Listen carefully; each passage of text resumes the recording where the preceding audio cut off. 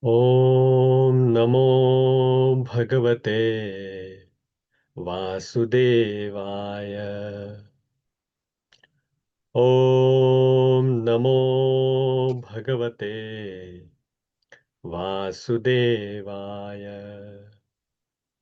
Om Namo Bhagavate Vasudevaya. Om Ajnanatimirandhasya Jnananjanashalakaya Chakshurunmilitam Yena Tasmai Shri Gurave Namaha.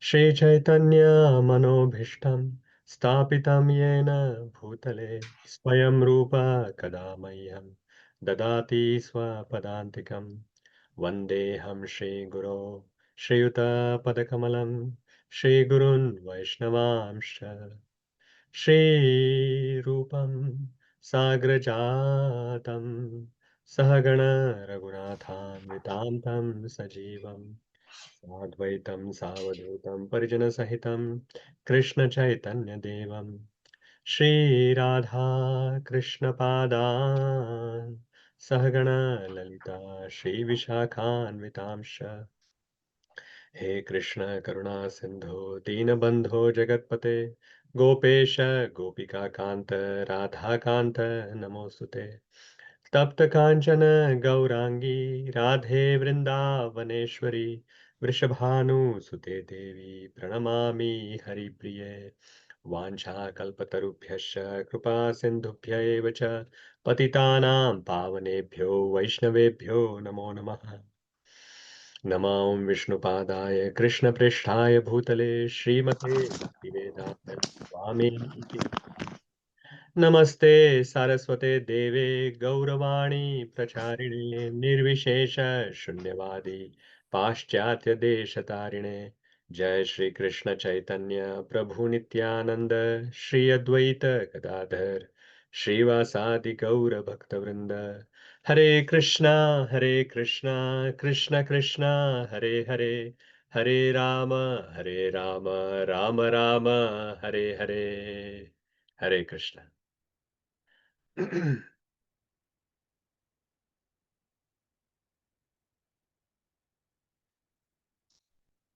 So just a request to everyone that if you are able to keep your video on, then please keep it on. So that way I'm speaking to some people instead of just names on the screen. So yeah, thank you very much for joining again another week of Wisdom of Srimad Bhagavatam. So we are covering Canto 1 currently, and till now we have spoken about and read and saw some important points from the purport as well for the first three chapters of Srimad Bhagavatam, first canto. And today's plan is that we will start on fourth chapter. So just a quick summary of the first three chapters. We have seen that in this first chapter, that we saw, questions by the sages. The sages who were headed by Shaunaka Rishi, they asked six questions to Suta Goswami. And then in the next two chapters, chapter 2 and 3, Suta Goswami answered these six questions.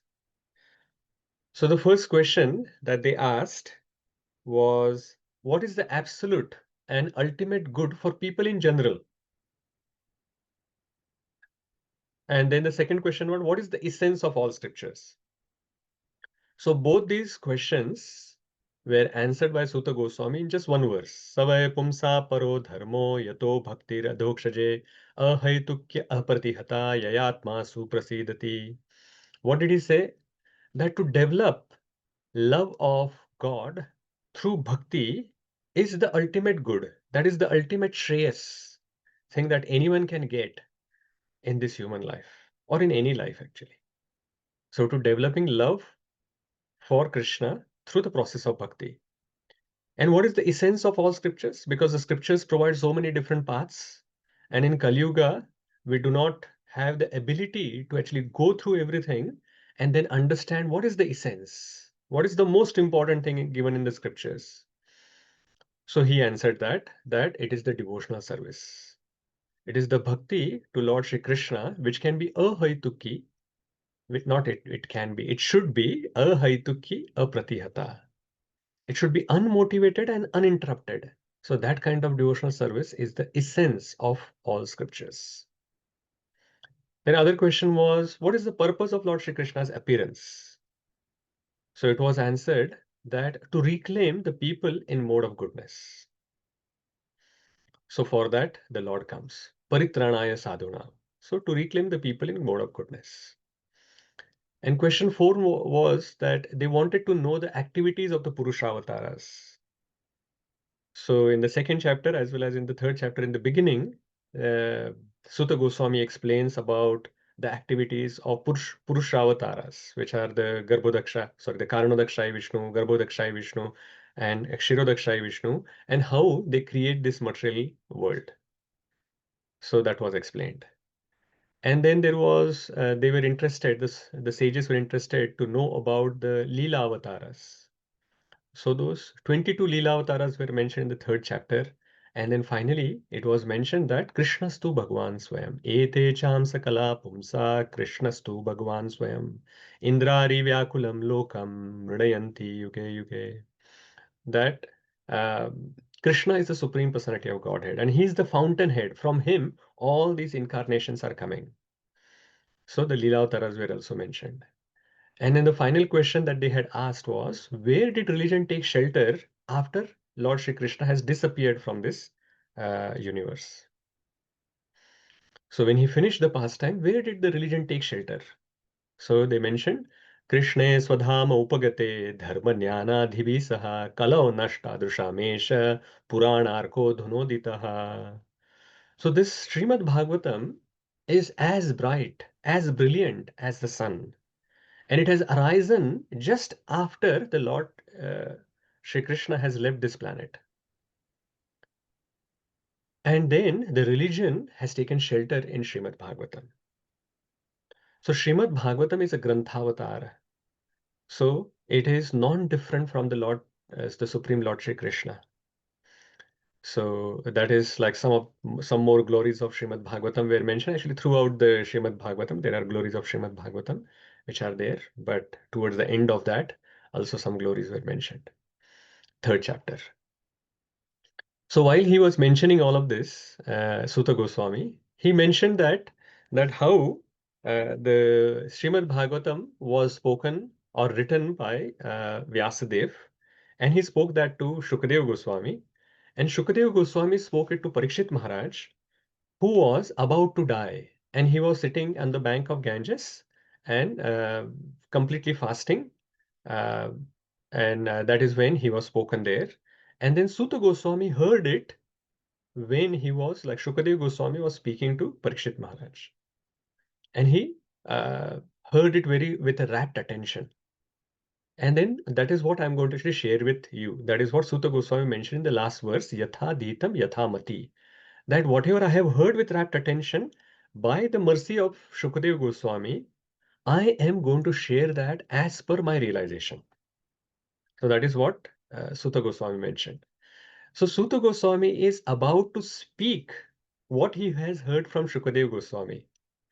But Shaunakadi Rishis wants to hear more about Parikshit Maharaj, about Shukadeva Goswami, and about Vyasadeva.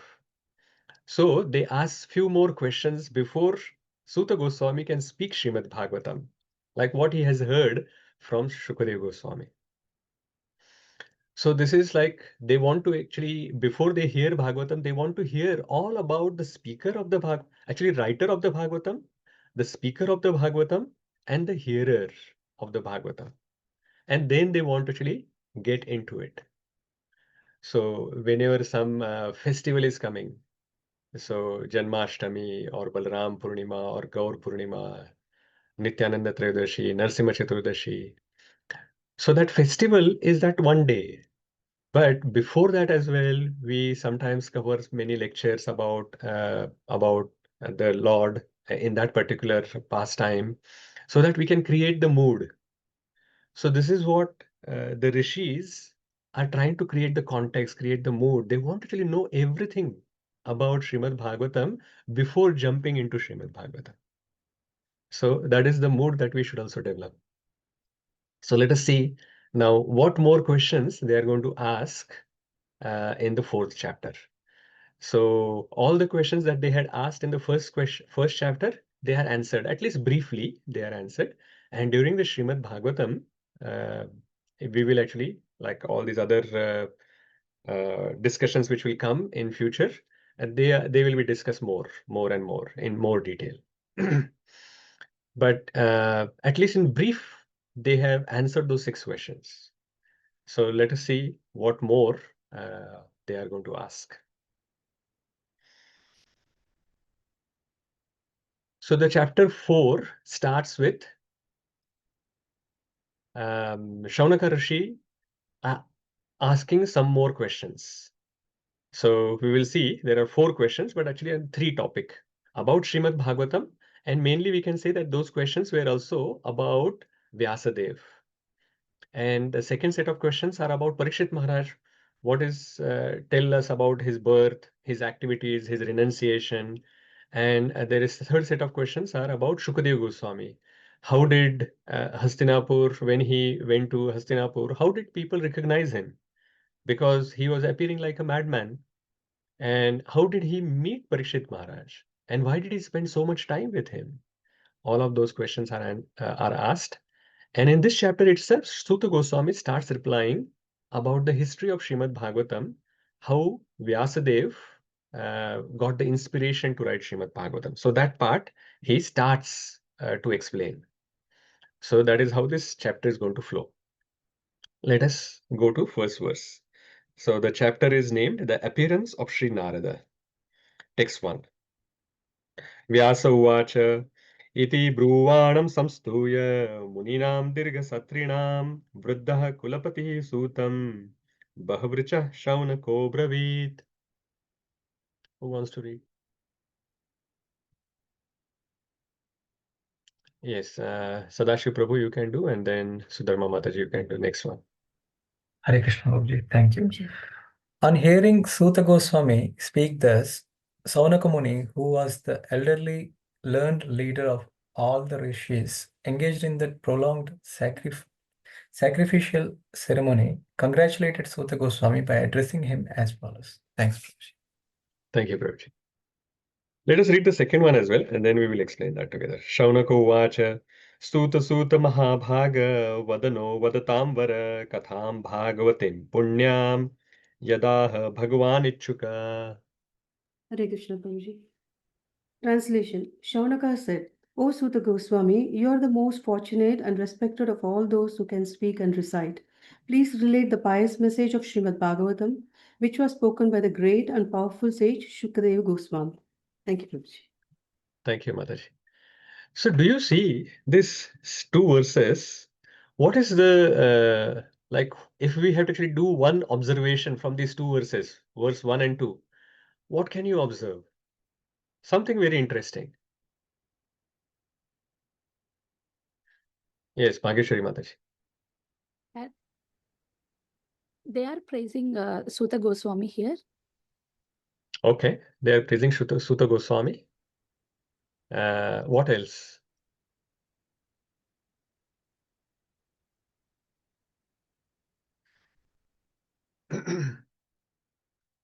Aparna Mataji. Hare Krishna, Prabhuji, Dandavat Pranam. So, Dandavat. from the second verse, Prabhuji, it says it is clear that Shaunaka Muni is praising Suta Goswami, obviously, but he's also trying to, highlight the importance of Śrīmad Bhāgavatam and the message which is contained in it, as it was spoken by the great and a powerful sage like Shukadeva Goswami. Hare Krishna. Okay, that's good. Sudharma Prabhu, Sudharma Mataji. Hare Krishna, Prabhuji. I was about to say the same. They want to hear more about Krishna's pastimes and what's happening. That's the main thing I'm getting from that. Okay, fine. Mahendra Prabhu. Hare Krishna, Prabhuji. Is it because coming from the Vyāsadeva, it has got more value? No. Yeah, but of course, Vyasadeva has spoken, so it is very valuable. But overall, what I was looking for was See, when Vyāsadeva is speaking about Shaunaka Rishi. Now, who's Shaunaka Rishi? Vyāsadeva has written Bhagavatam, spoken to Shukadeva Goswami. Shukadeva Goswami has spoken to Parikshit Maharaj, and while hearing that, Suta Goswami has heard, and from Suta Goswami, Shaunaka Rishi is hearing. So, from Vyasadeva's perspective, Shaunaka Rishi is like a student of the student of his student. But look at how respectfully he is addressing Shaunaka Rishi. And when Shaunaka Rishi speaks about Suta Goswami, look at how respectfully he talks about Suta Goswami. And we could have imagined that, okay, Shaunaka Rishi is treating Suta Goswami as his guru because he wants to hear Śrīmad Bhāgavatam from him. That's why that respect is there. But do you see that respect from Vyasadeva to Shaunaka Rishi as well? He is saying that when he is talking about Shaunaka Rishi, he's saying he is Vriddha, Kulapatihi, and Bahavrichaha. So he's glorifying the qualities of Shaunaka Rishi. So what are the qualities? Vriddha means he's elderly person. Shaunaka Rishi is an elderly person. And he's a Kulapati. He's the leader of that assembly. And unveiling the lotus feet, Gurujan Prabhu mentions that Kulapati means that he's the Brahmana teacher who maintains 10,000 Brahmanas.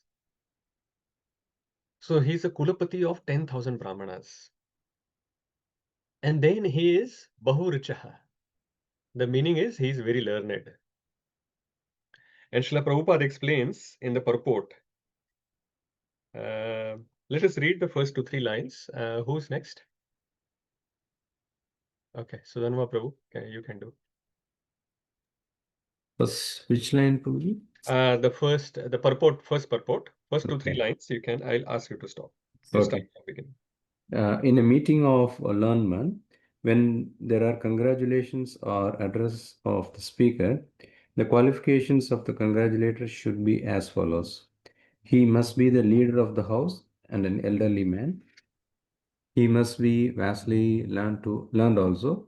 Sri Shaunaka Rishi had all these qualifications, and thus he stood up to congratulate Sri Sutta Goswami when he expressed his desire to present Śrīmad Bhāgavatam exactly as he heard it from Shukadeva Goswami and also realized it personally. Thank you, Prabhu. So,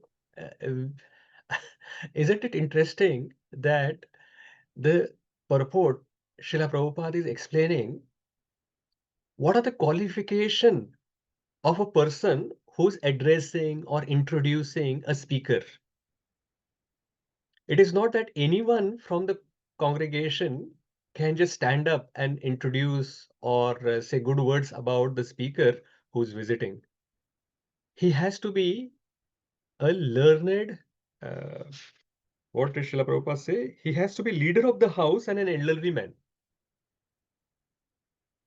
So someone who is the leader of the house and the elderly person in that congregation should be doing this introduction of a speaker, congratulating the speaker, or asking some questions. It doesn't mean that after the lecture is finished, only one person can ask questions. No, that assembly is that it is open for everyone. But this is mainly about congratulating or introducing or thanking the speaker. Then who is the right person to do it? That is what is mentioned. And in the second verse, we see Suta Goswami's qualities are mentioned by Shaunaka Rishi. What are the qualities which are mentioned? Mahābhāga. Mahābhāga means he is the most fortunate. And Vadatam Vara. Vadatam Vara means, Srila Prabhupada says Vadatam Vara means of those who can speak. Where is it gone? Vadatam. Yeah, of those who can speak, Vara means respected. So what it means is, out of all those who can speak about Śrīmad Bhāgavatam, you are the most respected. So Suta Goswami is not an ordinary person. He is most fortunate. Why? Because he was able to hear, and we have seen his qualities, other qualities as well in the previous chapter, first chapter. where we saw that Suta Goswami was favored by all his teachers because of his nature. But at the same time, he's very fortunate as well because he got to hear Śrīmad Bhāgavatam from Shukadeva Goswami. And so many people actually were sitting there and heard Śrīmad Bhāgavatam from Shukadeva Goswami. But still, he is called as Vadatamvara. So he is the most respected of all those who are able to speak Śrīmad Bhāgavatam, because he heard it with rapt attention and he was focused. He is trying to explain Yathadhitam Yathamati. So that is why he is called Vadatamvara. And in this verse, you can see Suta Suta Mahabhaga. So he has been called twice. Suta Suta. So Srila Prabhupada explains that Suta Goswami is twice addressed herein by Shaunaka Goswami out of great joy, because he and the members of the assembly were eager to hear the text of Bhagavatam uttered by Shukadeva Goswami. So they got very excited when Suta Goswami mentioned that whatever I have heard from Shukadeva Goswami, I am going to now explain to you. And they were so excited, they said, Suta Suta Mahabhaga. So that joy is now visible into their actions, like their speech. So we should also, when we are hearing Śrīmad Bhāgavatam, we should be also very joyful, very interested, very eager to hear Śrīmad Bhāgavatam. And that eagerness itself to study and read and hear Śrīmad Bhāgavatam is our sincerity. It shows our sincerity in study of Śrīmad Bhāgavatam. And Śrīmad Bhāgavatam is not different from Krishna that we have seen. And Krishna is sitting within our heart. That eagerness within the heart touches Sri Krishna there. And Sri Krishna becomes very pleased with us. And he will give the understanding by which we can also make progress and understand Śrīmad Bhāgavatam and make progress in our spiritual life. So this eagerness we should also take from Shaunakadi Rishis here. This first purport, 1.4.1, is very, very important purport. I had posted this personal realization related message into the group. So we will read that personal realization. But before we go there, what can we learn? Who should congratulate or address the speaker in the assembly? So elderly, learned leader from the audience who should do it. Okay. Okay, coming to this wonderful purport. What is personal realization? Let us read that, where Sudhanva Prabhu stopped. From there, we are going to start reading. Who wants to read?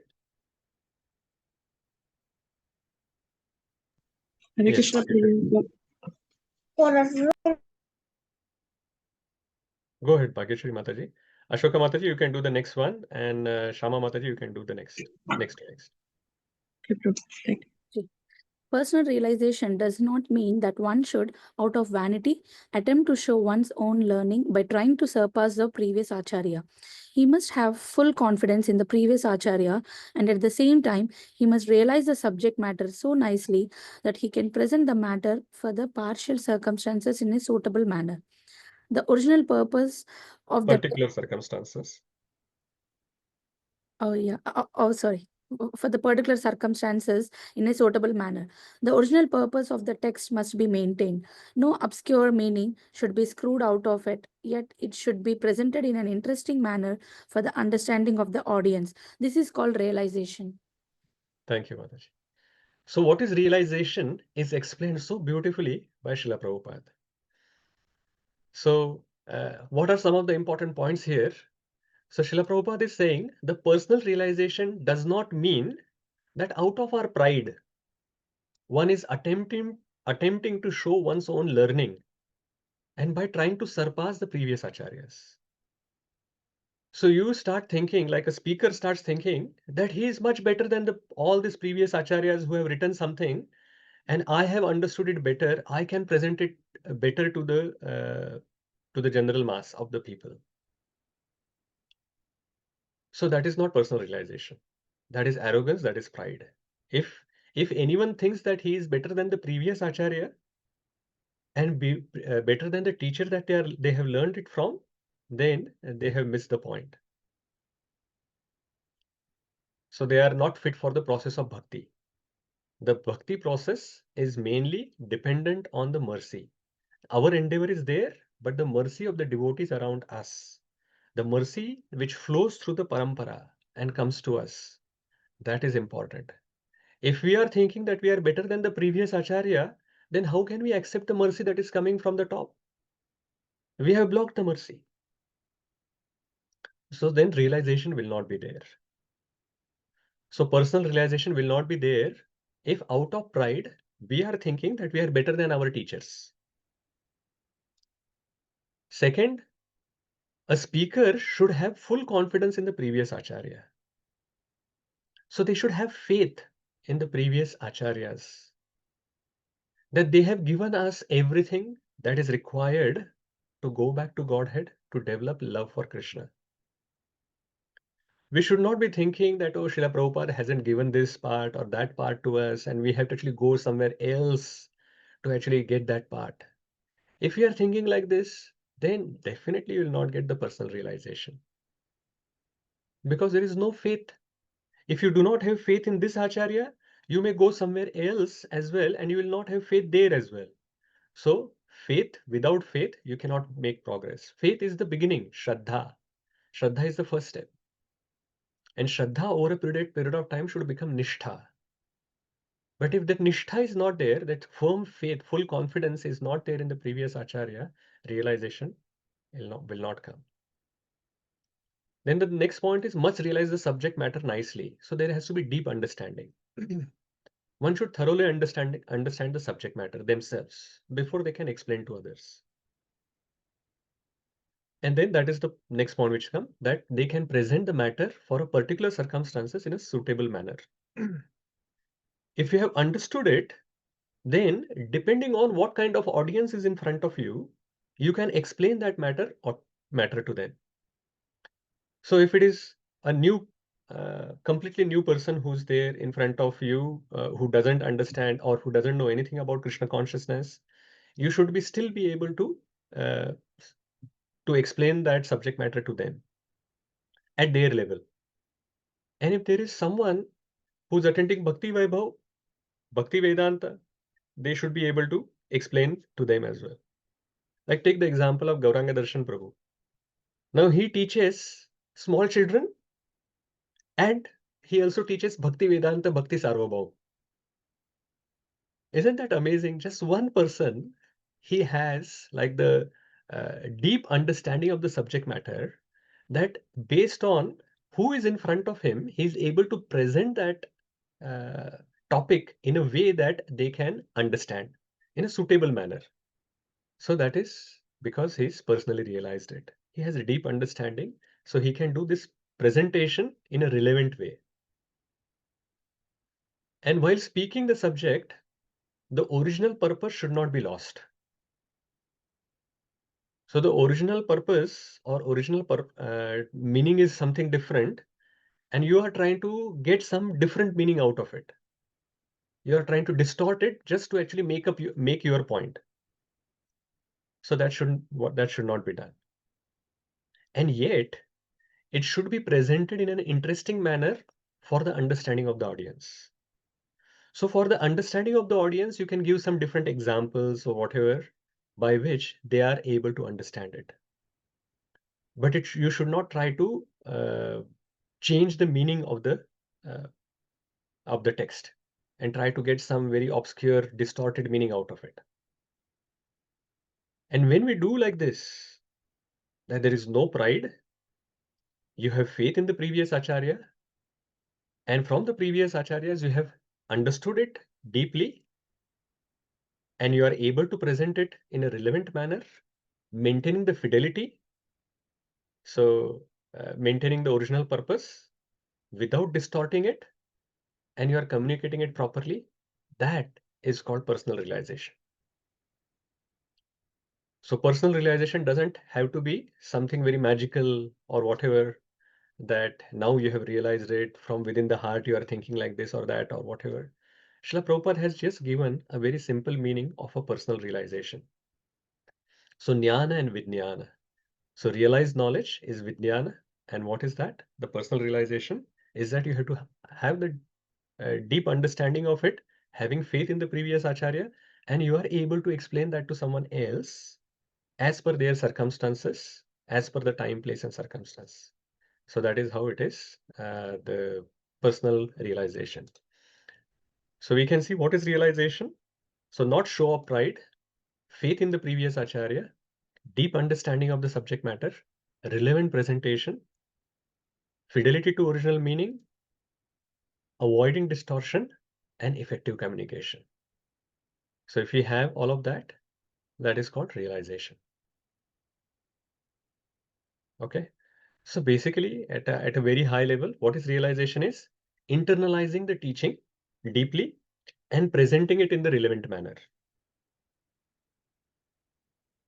All of these points together, we can say that someone who has internalized the teachings deeply, and then they are presenting it in an authentic way, faithfully, and in a relevant manner to others. That is realization. Okay, there are some hands raised. We can quickly check if there are some questions or comments before we go ahead.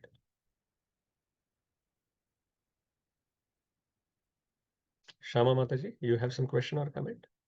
Or was that for Sorry, Prabhuji, it was for reading. Thank you. reading? Okay. Aparna Mataji? Hare Krishna, Prabhuji, I have a quick question. If you want, Yeah. I can park it till the end of the session. If it is a very long- quick, if it is a quick one, then we can Sure. take while going. Thanks, Prabhuji. So, personal realization, the first point which you discuss is we should, one should, out of vanity, attempt to show his own learning. We should not. So, Prabhuji, personal realization, suppose, can you give us an example? Like, if suppose someone or like yourself has read all the Bhagavatam, you have your own personal realization around certain pastime of Krishna or certain concept of bhakti. So, that realization is very subjective, right? So, your personal realization could be different than, let's say, Gauranga Prabhu or even Mataji's. So how do we objectify, if that makes sense? So how does it work, Prabhuji, the personal realization in order to communicate to the audience, if that Yeah. makes sense? So realization is different for different people. Exactly. Yeah. And that is why it is said that Śrīmad Bhāgavatam can be heard hundreds of times from different speakers, or even from the same speaker as well. You can actually hear multiple times. Because over a period of time, the same person can get different realization from the same text that they are hearing. Because of some more purification has happened. So suppose they have read Śrīmad Bhāgavatam once, so and now they are coming back to the first chapter again of first canto. But because they have got purified by reading Śrīmad Bhāgavatam, by associating with Lord Shri Krishna in his Granthaavatar, then when they come back to the first chapter, they are more purified. So they are when they are reading it, they are actually going to get some more realization. And the other person, like for some other person who's reading it, they will also get some different realization. I get so amazed by some of these wonderful devotees who are speaking on Śrīmad Bhāgavatam, and they raise such wonderful points. And I'm thinking, wow, this is amazing. That how can they even think about all of these things when they are reading Śrīmad Bhāgavatam, and how they can actually understand all of this. So it is quite fascinating for me. So I try to actually hear from different speakers for my own understanding, and that helps me. So in the temples as well, we have various different speak on Śrīmad Bhāgavatam. So that is the main reason why, because different people will have different realization. Krishna in their heart will uh, give different points for the benefit of everyone who are in that assembly. So if we actually give opportunity to different devotees to speak on Śrīmad Bhāgavatam, everyone gets benefited. Right, Okay. Prabhuji. Fine. That really helped. Thanks, Prabhuji. Hare Krishna. Dhanyavad, Prabhu. Hare Krishna, Prabhuji. Dhanyavad Pranam. Prabhuji, here when we see the continuation, Suta Goswami and Saunakadi Rishis, and in between only one sloka is spoken by Vyāsadeva. So it's only to tell the importance of Suta Goswami, Saunakadi Rishi. Yeah. So the reason why it is that's suppose. So what is happening is when the scene is changing, and there is some the narrator, like even in a drama, when you actually have a drama, and you finish one scene, then there is someone who speaks in the background that what is going to happen next. So it is like that. In Bhagavad Gita as well, you can see like this. When the scene is changing, then Sanjaya speaks something. So that is what is happening here. So Suta Goswami said that I'm going to speak about Śrīmad Bhāgavatam. So that is when Vyāsadeva says that what is happening here? Shaunaka Rishi has now stand up again and he is asking a question. So he is going to interrupt Suta Goswami and he is asking some questions. So that is why this verse has come in between where Vyasadeva is speaking about Shaunaka Rishi. So he should have just said that now Shaunaka Rishi has suddenly stood up and he's asking some questions. But because out of respect, the culture of respect is there between Vaishnavas, he's also glorifying Shaunaka Rishi and then speaking that. Yes. And this verse is very important because I'm seeing that because it shows that Śrīmad Bhāgavatam was written with this all these discussions afterwards. Yes, no, Prabhuji? Like Suta Goswami and Saunakadi Rishis, this discussion happened much later. So Yeah. the Bhagavatam has been written after this. Then. Correct. So we talked about that after, see, Vyasadeva explained to Shukadeva Goswami explained to Parikshit Maharaj, and then there Suta Goswami heard and Shaunaka Rishi and other rishis heard. And after all of that has happened, now this conversation between Suta and Shaunaka Rishi is written as Bhagavatam by Vyasadeva. So it has the conversation between Suta and Shaunaka as well as Suta, Shukadeva Goswami and Parikshit Maharaj, and then Vyasadeva and Shukadeva Goswami, as well as there are many other conversations which are spoken about in these conversations will also come inside this conversation. So we are getting everything together. So we are getting benefit of being present in all three assemblies. Amazingly. Thank you very much, Prabhuji, for pointing this point. Very nice. Okay. Again, more and more questions are coming. So what we will do, we'll park few questions. We'll take few more verses and then come back to questions. Okay. Bharadwaj Rishi Prabhu, sorry, I'll come back to your questions after covering few more. Okay. Okay, let us go ahead and see now what questions Shaunaka Rishi is going to ask. Shaunaka, no, this we have done second chapter, second verse we have done. Text 3. Kasmin yuge pravrutteyam sthane vakeన hetuna kutah sanchoditah Krishna krutavan samhitam munihi. Who was next? Hare Krishna Prabhu. Yes, Mataji. In what period and what place was this first begun, and why was this taken up? From where did Krishna Dvapaya Vyasa, the great sage, get the inspiration of compile this literature? Hare Krishna. Thank you, Mataji. So the first question is asked by Shaunaka Rishi. So he's asking in what period, when was this Śrīmad Bhāgavatam spoken? And at what place, where was it spoken? What place was this first spoken and why was this taken up? So when, where, why? And then from where did Krishna Dvaipayana Vyasa, the great sage, get the inspiration to compile? Why did he got inspired to actually even write Śrīmad Bhāgavatam? So this is, we can say in a way that these are questions about history of Śrīmad Bhāgavatam, but also about Vyasadeva. That why did Vyasadeva write this? Where did he get the inspiration? All of these questions are asked here. Let's go to the next verse. Tasya putro mahayogi samadrun nirvikalpakaha ekantamatir unnidro gudho mudha iveyate. Hare Krishna Prabhuji. Translation. His, Vyasadev's, son was a great devotee and equibalanced monist whose mind was always concentrated in monism. He was transcendental to mundane activities, but being unexposed, he appeared like an ignorant person. Thank you, Maharaj. So Shukadeva Goswami's qualities are mentioned in this verse and some of these further verses as well. So 4, 5, and 8, 4th, 5th, and 8th verse are actually talking about qualities of Shukadeva Goswami. So what qualities are mentioned? He's a Mahayogi. He's a great devotee. Samadran Nirvikalpakaha. He's an equibalanced person. He's an equibalanced monist. And then Ekantamatir. He's like a Vyavasayatmaka Buddhi, whose mind is always concentrated. And Unnidro, he was transcendental to the mundane activities. And Gudho Mudha Iveyate. So being unexposed, if you do not tell that this is Shukadeva Goswami, a great transcendentalist, he appeared like an ignorant person, like a madman. Why?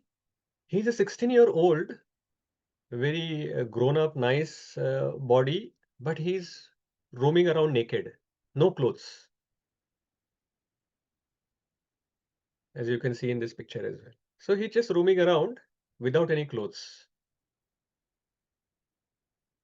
And people will think that, why he is not wearing any clothes? And he's like from his eyes, it looks like that he's not interested in anything.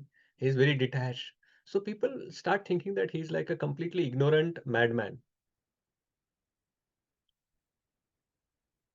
So Srila Prabhupada explains in this purport that in the last line, he says that the conditioned soul is absorbed in matter, whereas the liberated soul is completely indifferent to matter.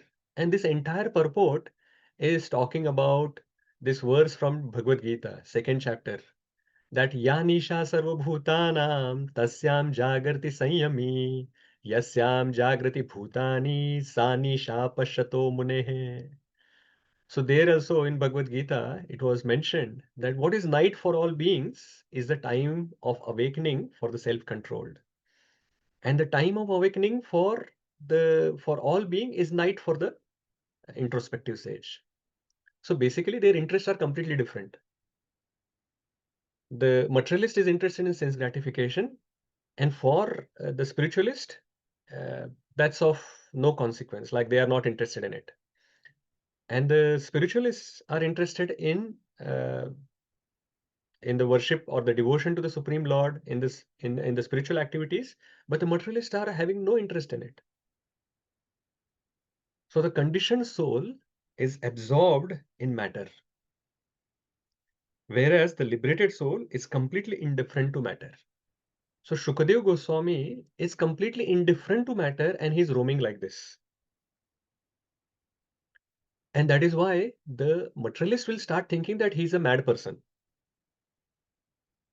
because they are not able to understand his state of mind.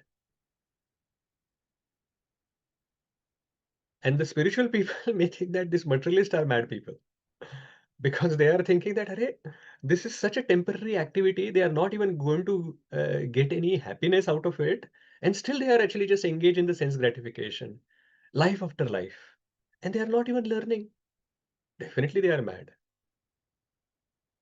So that is how it is mentioned here in the purport by Srila Prabhupada. Now, example of that, and this picture is explained in the next verse. This picture like that I was showing earlier. Let us read the translation. Let's go to the translation. Who's next?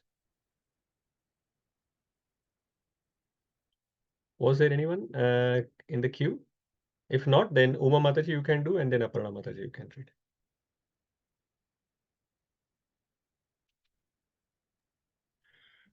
Hare Krishna Prabhuji. While Sri Vyāsadeva was following his son, beautiful young damsels who were bathing naked covered their bodies with cloth. Although Sri Vyāsadeva himself was not naked, but they had not done so when his son had passed.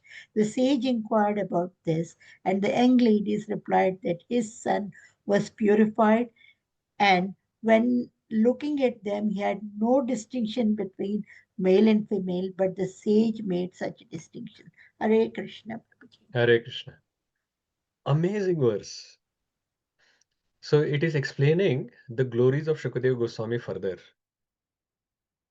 So it is mentioned like when Shukadeva Goswami left his home, he's a 16-year-old boy, Actually, he was born and he left. He born as 16-year-old, but that's a different story. So he was born and he left the home. And he left the home in his birth suit.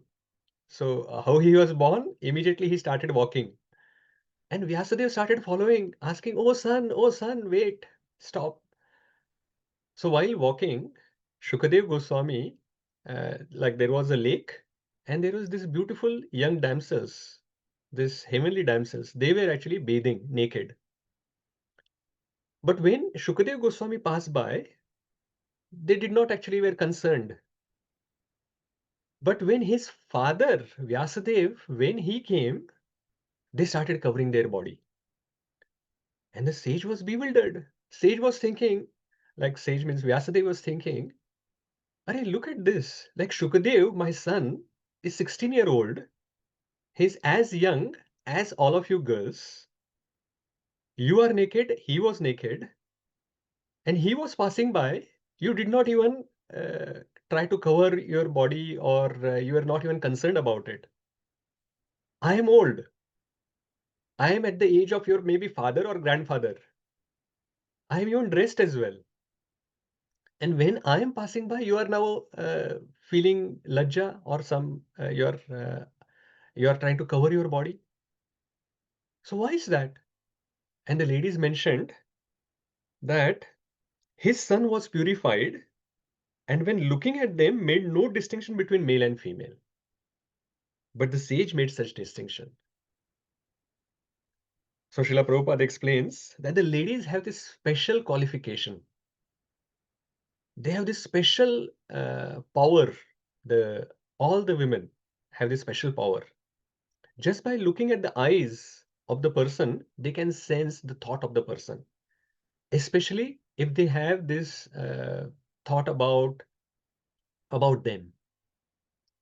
What kind of thoughts that they have about the girls. So when Shukadev Goswami was passing by, it was same as if a deer or a rabbit or some animal was passing by.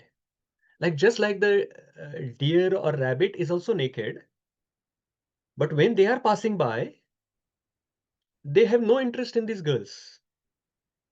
With the same vision, Shukadev Goswami passed by. And because Shukadev Goswami was having this such a detached vision, these girls were, they did not feel concerned. They could understand that he's not interested in our body. Now, does it mean that Vyasadeva is interested in them? No. Vyasadeva is equally transcendental. But he is a grahastha. Because he is a grahastha, he has to make a difference between male and female. He is a householder, so the differentiation between man and woman he has to do. But Shukadeva Goswami was beyond this designation. He's a sannyasi. So amazing quality of Shukadeva Goswami. So Srila Prabhupada has explained all of this, which I have explained, just mentioned now. So in the last line, Srila Prabhupada says that Srila Vyasadeva was also in the transcendental stage. But because he was in the householder's life, he did not pretend to be liberated soul as a matter of custom. So that is why and of course, out of respect as well, when you remember Manigriva and Nalakuvera, when they were bathing naked with other women in Kailash Parvat, and when Nārada Muni came, because they did not cover themselves, they got cursed. So out of respect, when some transcendentalist is coming, then we should be actually well dressed. We should not be exposing our body. So when Vyasadeva was passing by, from that perspective as well, the girls actually started covering their bodies. So that is what is mentioned. So let us go to the 6th verse. Who's reading translation? Who was next? Yes, Aparna Mataji, you were next, right? Yeah. How was he, Srila Shukadev, the son of Vyasa, recognized by the citizens when he entered the city of Hastinapur, now Delhi, after wandering in the provinces of Kuru and Jangala, appearing like a madman, dumb and retarded? Hare Krishna. Hare Krishna. So they are asking a further question, Shaunaka Rishi. How did Hastinapur citizens recognize Shukadeva Goswami, especially when he is appearing like a madman, dumb and retarded? So it was very hard to realize, but just by looking at him, it was hard to understand that he's such a great person. So how did they recognize him? And in purport, Srila Prabhupada is mentioning about Hastinapur, that it was established by the king Hasti. That is why it is called Hastinapur. And a very important point he mentions. A sage is not therefore recognized by sight, but by hearing.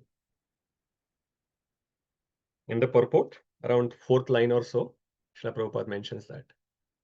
So a sage is not recognized by seeing, but by hearing.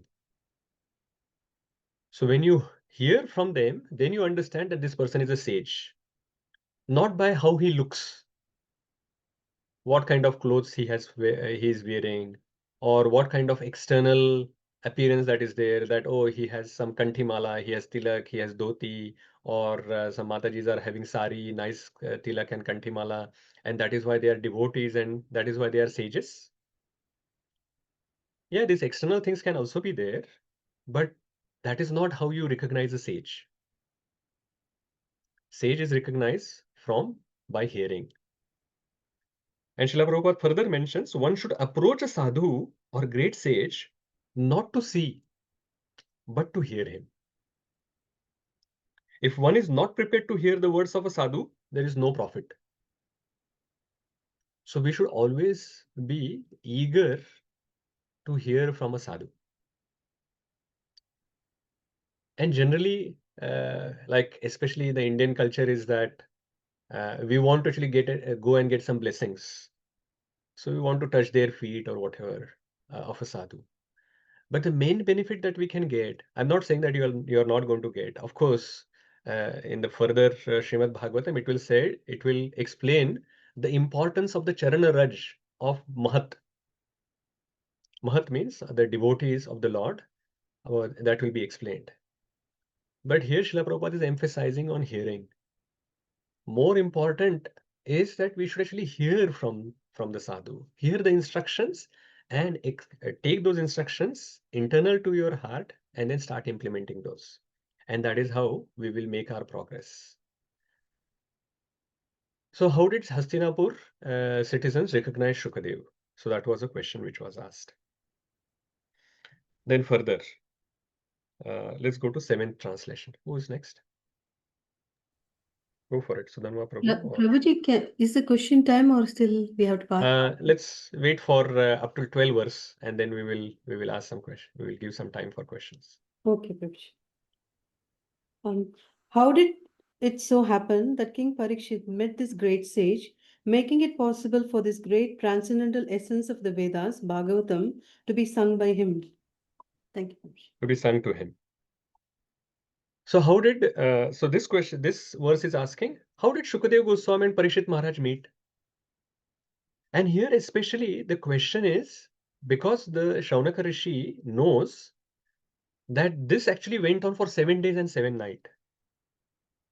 So they are very surprised that Shukadeva Goswami, how did he, a detached person, spend 7 days and 7 nights with the king? And that is further explained in the next verse, 8th verse. Let's read the translation and we will understand why they are thinking about this question. Who's next?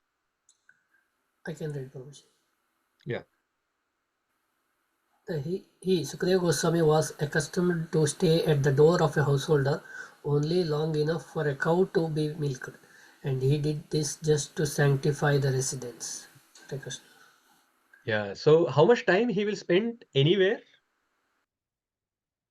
Just time required to milk a cow, around 20-30 minutes. That is the maximum he will spend at the house of a householder. When he is begging alms, he will just spend 20-30 minutes there and then he will go. And that time as well, he is spending just to sanctify the residence. So a sadhu is visiting a householder not because of the opulence of the householder, or because they have beautiful house or this or that. They are going there just to sanctify the house. That is the purpose. The householder should not be thinking that I have invited them so that they can get some benefit. I can give some dakshina to them, or I'm going to give some alms to them. That is why they are getting benefited. No, actually, the householder is getting benefited just by the presence of a sadhu. That he did this just to sanctify the residence. So such Shukadeva Goswami, who doesn't even be at one place when he is asking for alms at that time as well, he will be just there for 20-30 minutes. Then how come he spent 7 days and 7 nights with Parikshit Maharaj? Now Parikshit Maharaj is a king. And even though he's a devotee, generally the kings are immersed into sense gratification. So sannyasis, they have no interest in meeting the kings. And we see this in Chaitanya Charitamrita as well. Chaitanya Mahaprabhu was not giving any audience to King Prataparudra. And Prataparudra Maharaj was trying so hard to meet Chaitanya Mahaprabhu, but Chaitanya Mahaprabhu always said no. No matter who spoke for Prataparudra Maharaj, Sarvabhaum Bhattacharya came and spoke. Then even Nityananda Prabhu came and spoke about that you should give him audience, but he always rejected it. Even though he is a devotee, Prataparudra Maharaj is a devotee of Chaitanya Mahaprabhu. But finally, Chaitanya Mahaprabhu's mercy and because of the mercy of all the other devotees around him, he got to, Prataparudra Maharaj got the opportunity to meet Chaitanya Mahaprabhu. So the sannyasis avoid the association of kingly people. So if that is the case, how did Shukadeva Goswami spend so much time with Parikshit Maharaj when he generally spends only 20-30 minutes in a householder's house? So that is what they want to know. How did his meeting with Parikshit take place? So here, based on this purport, how to identify a sage? A sage is not recognized by the sight, but by hearing from him. So we can pay respect or whatever when we are seeing a sage, but mainly we can identify a sage only by hearing from him. Okay, let us move on to further. Verse number 9, right? Okay, what's that? Okay, yeah, 9. Next one. Surananda Prabhu and then Vidushi Mataji, you can do. Hare Krishna Prabhu. It is said that Maharaja Parikshit is a great first-class devotee of the Lord and that his birth and activities are all wonderful. Please tell us about him. Yeah, thank you, Prabhuji. So his birth, death and activities, everything is wonderful about Parikshit Maharaj. Now, is there anyone else in the history that we know who was protected by the Lord even within the womb and he got the darshan within the womb? Is there anyone else? No, it's only Parikshit Maharaj that I know of. So his birth is wonderful. Even before he was born, he got the darshan of the Supreme Lord in the womb. His activities are wonderful. He chastised Kali. Srila Prabhupada mentions that he chastised Kali. No, that there was no one else who had caught hold of Kali personified and chastised him. So his activities are wonderful, and we will know more about Parikshit Maharaj and his wonderful qualities later in the first canto itself. And his death was also wonderful. There are very few who get an advance notice of their death. That he got a 7-day notice that after 7 days and 7 nights you are going to die. Isn't that amazing? So he could prepare his bucket list that what I had to do in 7 days and 7 nights before I die. And his bucket list was very simple. Single thing. I want to hear Śrīmad Bhāgavatam, Krishna Katha. Amazing. So he gave up everything that he had, opulence that he had, and he prepared for passing away from this world.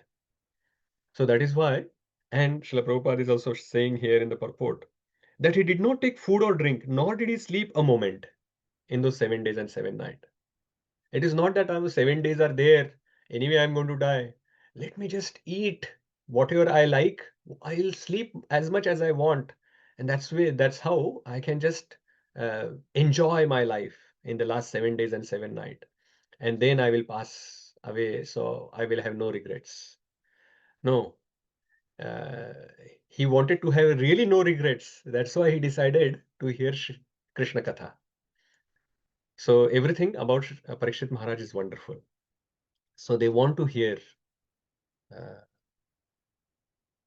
So they want to hear about his birth, activities, and renunciation. Parikshit Maharajas. Go to the next one. Hare 10th. Krishna, Prabhu. Hare He Krishna. was a great emperor and possessed all the opulences of his acquired kingdom. He was so exalted that he was increasing the prestige of the Pandu dynasty. Why did he give up everything to sit down on the bank of Ganges and fast until death? Yeah, so now they are asking questions that what was the problem? Why did he renounce everything? And generally, if he's a king, maybe he's performing his job poorly. But that was not the case. He was a great emperor. Maybe he was a great emperor, but he did not get all the taxes or money, and that's why he was facing some economic problem. No, he possessed all the opulences of this acquired kingdom. Okay, maybe he had lot of money, but possibly he did some abominable activity, and because of which his prestige was very low. No, he increased even the prestige of the Pandu dynasty. So the Pandu dynasty is already very prestigious, and if someone is able to increase the prestige of the Pandu dynasty, his activities will be so glorious. So all these conditions were favorable for him. So why did he have to actually give up everything and sit down at the bank of the Ganges and fast until death? So that is the question they are asking. And they will continue this qualities of Parikshit Maharaj in 2 more verses. Namanti yatpadaniketamātmanah Shivaya hānīya dhanāni shatravah Katham savīrā shriyamanga dustyajam yuvaishatos trashtumaho sahasubhi. Who's next? Vikas Prabhu. He was such a great emperor that all his enemies would come and bow down at his feet and surrender all their wealth for their own benefit. He was full of youth and strength, and he possessed kingly opulences that were difficult to give up. Why did he want to give up everything, including his life? Hare Krishna. Thank you. So maybe he had everything, but maybe his enemies were troubling him. So when that happens in our services as well, that we are doing everything nicely, but someone actually keeps bugging us. Some problems keep coming into our service, and we think that, oh, let's give it up. What is the use? I'm doing all this service, but still people are troubling me. So here it is mentioned that that was also not the problem. His enemies were also not troubling him. They were coming on their own to bow down and give all the wealth voluntarily to him. Okay, possibly he was old and he was thinking that anyway, I'm old now and I can just give it up. Or maybe he was not old, but he was very weak. No, that was also not the case. He was full of youth and he was full of strength. And he possessed the kingly opulence that was very difficult to give up. So he had so much opulence. And still, he gave up everything, including his life. So they are very, very curious why this was happening. Now, the next verse is even like they are now talking about he was a devotee as well. And what is devotee's responsibility? Shivaya lokasya bhavaya bhutaye ya uttama shloka parayana janaha jivanti natmarthamasau parashrayam mumocha nirvidya kutah kalevaram. Yes, ma'am. Those who are devoted to the cause of the personality of Godhead live only for the welfare, development, and happiness of others. They do not live for any selfish interest. So even though the Emperor Parikshit was free from all attachments to worldly possessions, how could he give up his mortal body, which was shelter for others? Yeah. Now, this is even more amazing. They are thinking that those who are devoted to the cause of personality of Godhead, they are only living for the welfare, development, and happiness of others. And everyone, they have no selfish interest. And such people, like other people, are taking shelter at their lotus feet. So they have a responsibility. They have a responsibility towards all the people that they are sheltering. So in that situation, how can he give up everything? So you can actually see the qualities of Parikshit Maharaj here more, that he was devoted to the cause of personality of Godhead. And he lived only for the welfare, development, and happiness of others. He did not live for his selfish interest. And he was free from all attachment to worldly possessions. So even though all of that was there, he still decided to give up his mortal body, which was shelter of all, like many people, all his kingdom, people in his kingdom, they were taking shelter from Parikshit Maharaj. So they are asking, why did he decide to be detached so much and even give up his body also? So we can see, okay, let's read one more verse and then we will take a break for asking some questions, answering some questions. So we'll read the translation directly.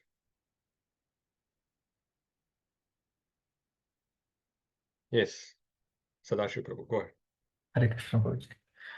We know that you are expert in the meaning of all subjects, except some portions of the Vedas, and thus you can clearly explain the answers to all the questions we have just put to you. Thanks, Prabhuji. So Shaunaka Rishi is saying very clearly, you are an expert in all subjects. It's said that except for some portion of the Vedas, which are explained in the purport by Srila Prabhupada, that, and in the later as well, in the later part, in the next section, when Suta Goswami starts explaining, we know that when Vyāsadeva gave, like split the Vedas into 4, and then the Purāṇas was the Pancham Veda, then Romaharshana Suta, Suta Goswami's father, he was assigned the Purāṇas, not the Vedas, but still he had knowledge of all the Vedas as well. But probably in some areas, it is not that one person can know everything. So Vedic mantras, they require regular recitation, and they need to be actually recited in a particular meter. They need to be pronounced in a particular way. So even though he was not expert in that part of Vedas, he understood the essence of Vedas. That is why Srila Prabhupada says in the last few lines. Actually, the entire purport is like this, but we will just read the summary of that in the last few lines. He said, Srila Prabhupada is saying, he was not an expert in chanting Vedic mantras with metric pronunciation, which depends more on practice than actual realization. In the last line, realization is more important than parrot-like chanting. So even though he was not an expert in properly pronouncing, like proper pronunciation of mantras, the Vedic mantras have to be actually, a particular mantra has to be sung in a particular meter. You can't just sing them in whatever tune that you like. If it is a Upanishad mantra, then they have to be sung in a particular meter. If there is some other mantras, needs to be sung in different meters. And the Suta Goswami was not necessarily an expert in that area. And Shaunakadi rishis can understand it because they have been performing yajna for many years now. And they are expert in that part. But they are expert in the chanting part, but they do not know the essence. Not everyone knew the essence about the entire Vedic scriptures.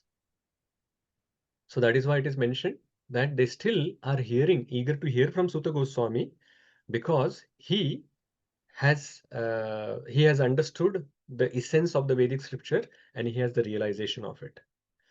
So they are actually giving full faith, full confidence, expressing full confidence in him that you will be able to. We are actually having this confidence that you can explain the answers to all the questions we have just put to you. So please explain the answers of all these questions that we have asked to you now. So that is what we have requested. And then Suta Goswami will start speaking and start answering the questions. So till now, what we have seen in this first 13 verses, that there are 3 sets of questions. History of Śrīmad Bhāgavatam, or we can say that this is about Vyāsadeva as well. When, where, why, and by whose inspiration Vyāsadeva compiled Bhagavatam. And the answer to this question, immediately from the next verse onwards, up to 7th chapter, we will see. And the second set of questions is about Parikshit Maharaj, his birth, activities, and renunciation. We are going to see that from the 7th chapter to the end of first canto, 19th chapter. And there are also questions related to Shukadeva Goswami, that how did Hastinapur citizens recognize him, and how did his meeting with Parikshit Maharaj take place. That we will see in the last 2 chapters of this canto, 18th and 19th chapter of first canto. So this entire remaining canto, first canto of Śrīmad Bhāgavatam, is going to answer these 3 sets of questions. We can also call them 4 questions, like the last question can be split into 2. That how did Hastinapur citizens recognize him, and how did Parikshit Maharaj and Shukadeva Goswami meet? But we can say 3 sets of questions. Questions about the speaker of Bhagavatam. The first question is the writer of the Bhagavatam, the speaker of the Bhagavatam, and hearer of the Bhagavatam. So that is what is being asked here. So we will start seeing from the 14th verse how Suta Goswami starts answering.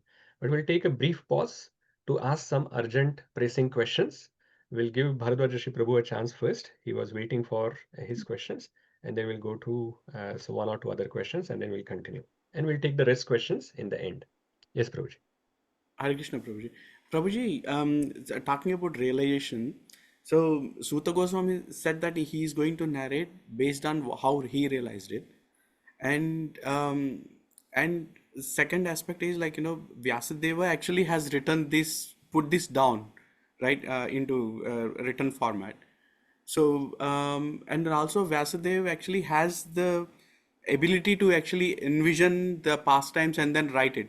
So there are so many conversations throughout Bhagavatam. So how should we understand these conversations? Are they how Suta Goswami realized and then, okay, whatever he remembered and he has narrated? Or is it Vyasadeva, how he has seen it and written? Or it doesn't matter, just focus on the essence. Actually, the essence of all this conversation is definitely covered in Śrīmad Bhāgavatam. And that is what is explained in the rest of the first canto. That how Vyasadeva was not very happy about, even though he had written everything, and still he was feeling incomplete. And then after writing Śrīmad Bhāgavatam, all these 3 conversations that he has gone through, and then he has written it. And then he was satisfied. So we can actually be satisfied from Vyasadeva's satisfaction that whatever he wanted to cover in Śrīmad Bhāgavatam is covered here. Right. That is the first thing. Second thing is, their memory is not like our memory. Suta Goswami heard that Śrīmad Bhāgavatam there in the assembly, and then he remembered all that conversation. So within the conversations, when other conversations are coming, which Shukadeva Goswami was speaking to Parikshit Maharaj, they are actually explained verbatim.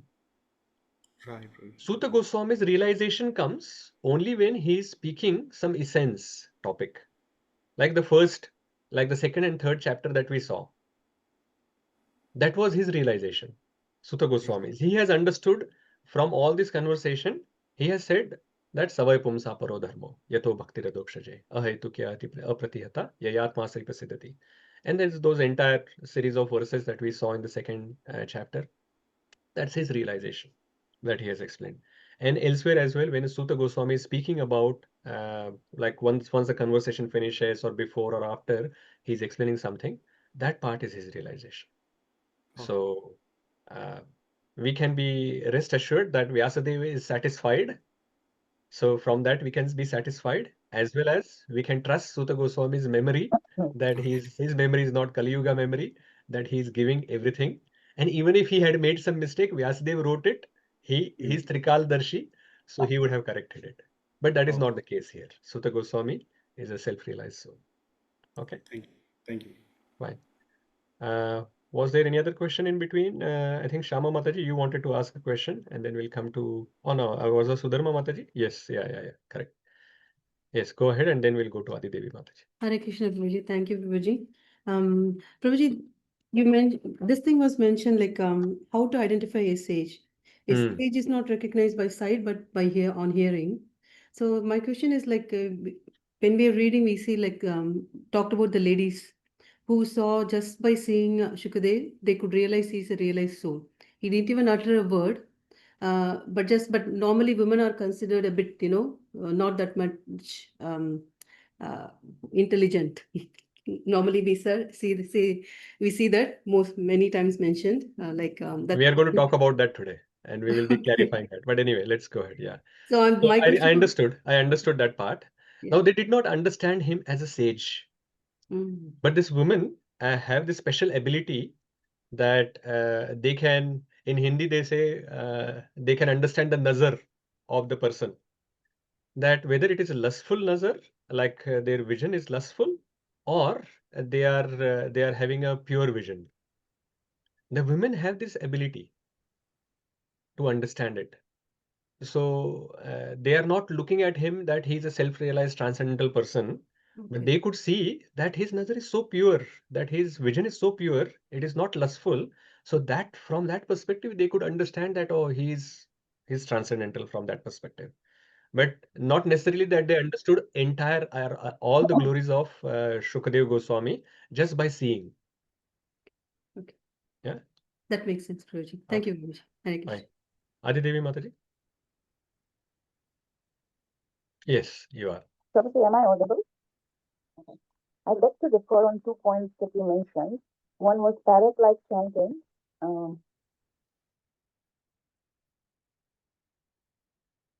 You're frozen now, Mataji. Chanting eventually gets us to the different stage. Sorry? You're frozen in between. Sorry, Prabhu. I'm sorry? You're frozen, Mataji, and like sometimes it is breaking up. Okay. Is it better now? Okay, let us try again.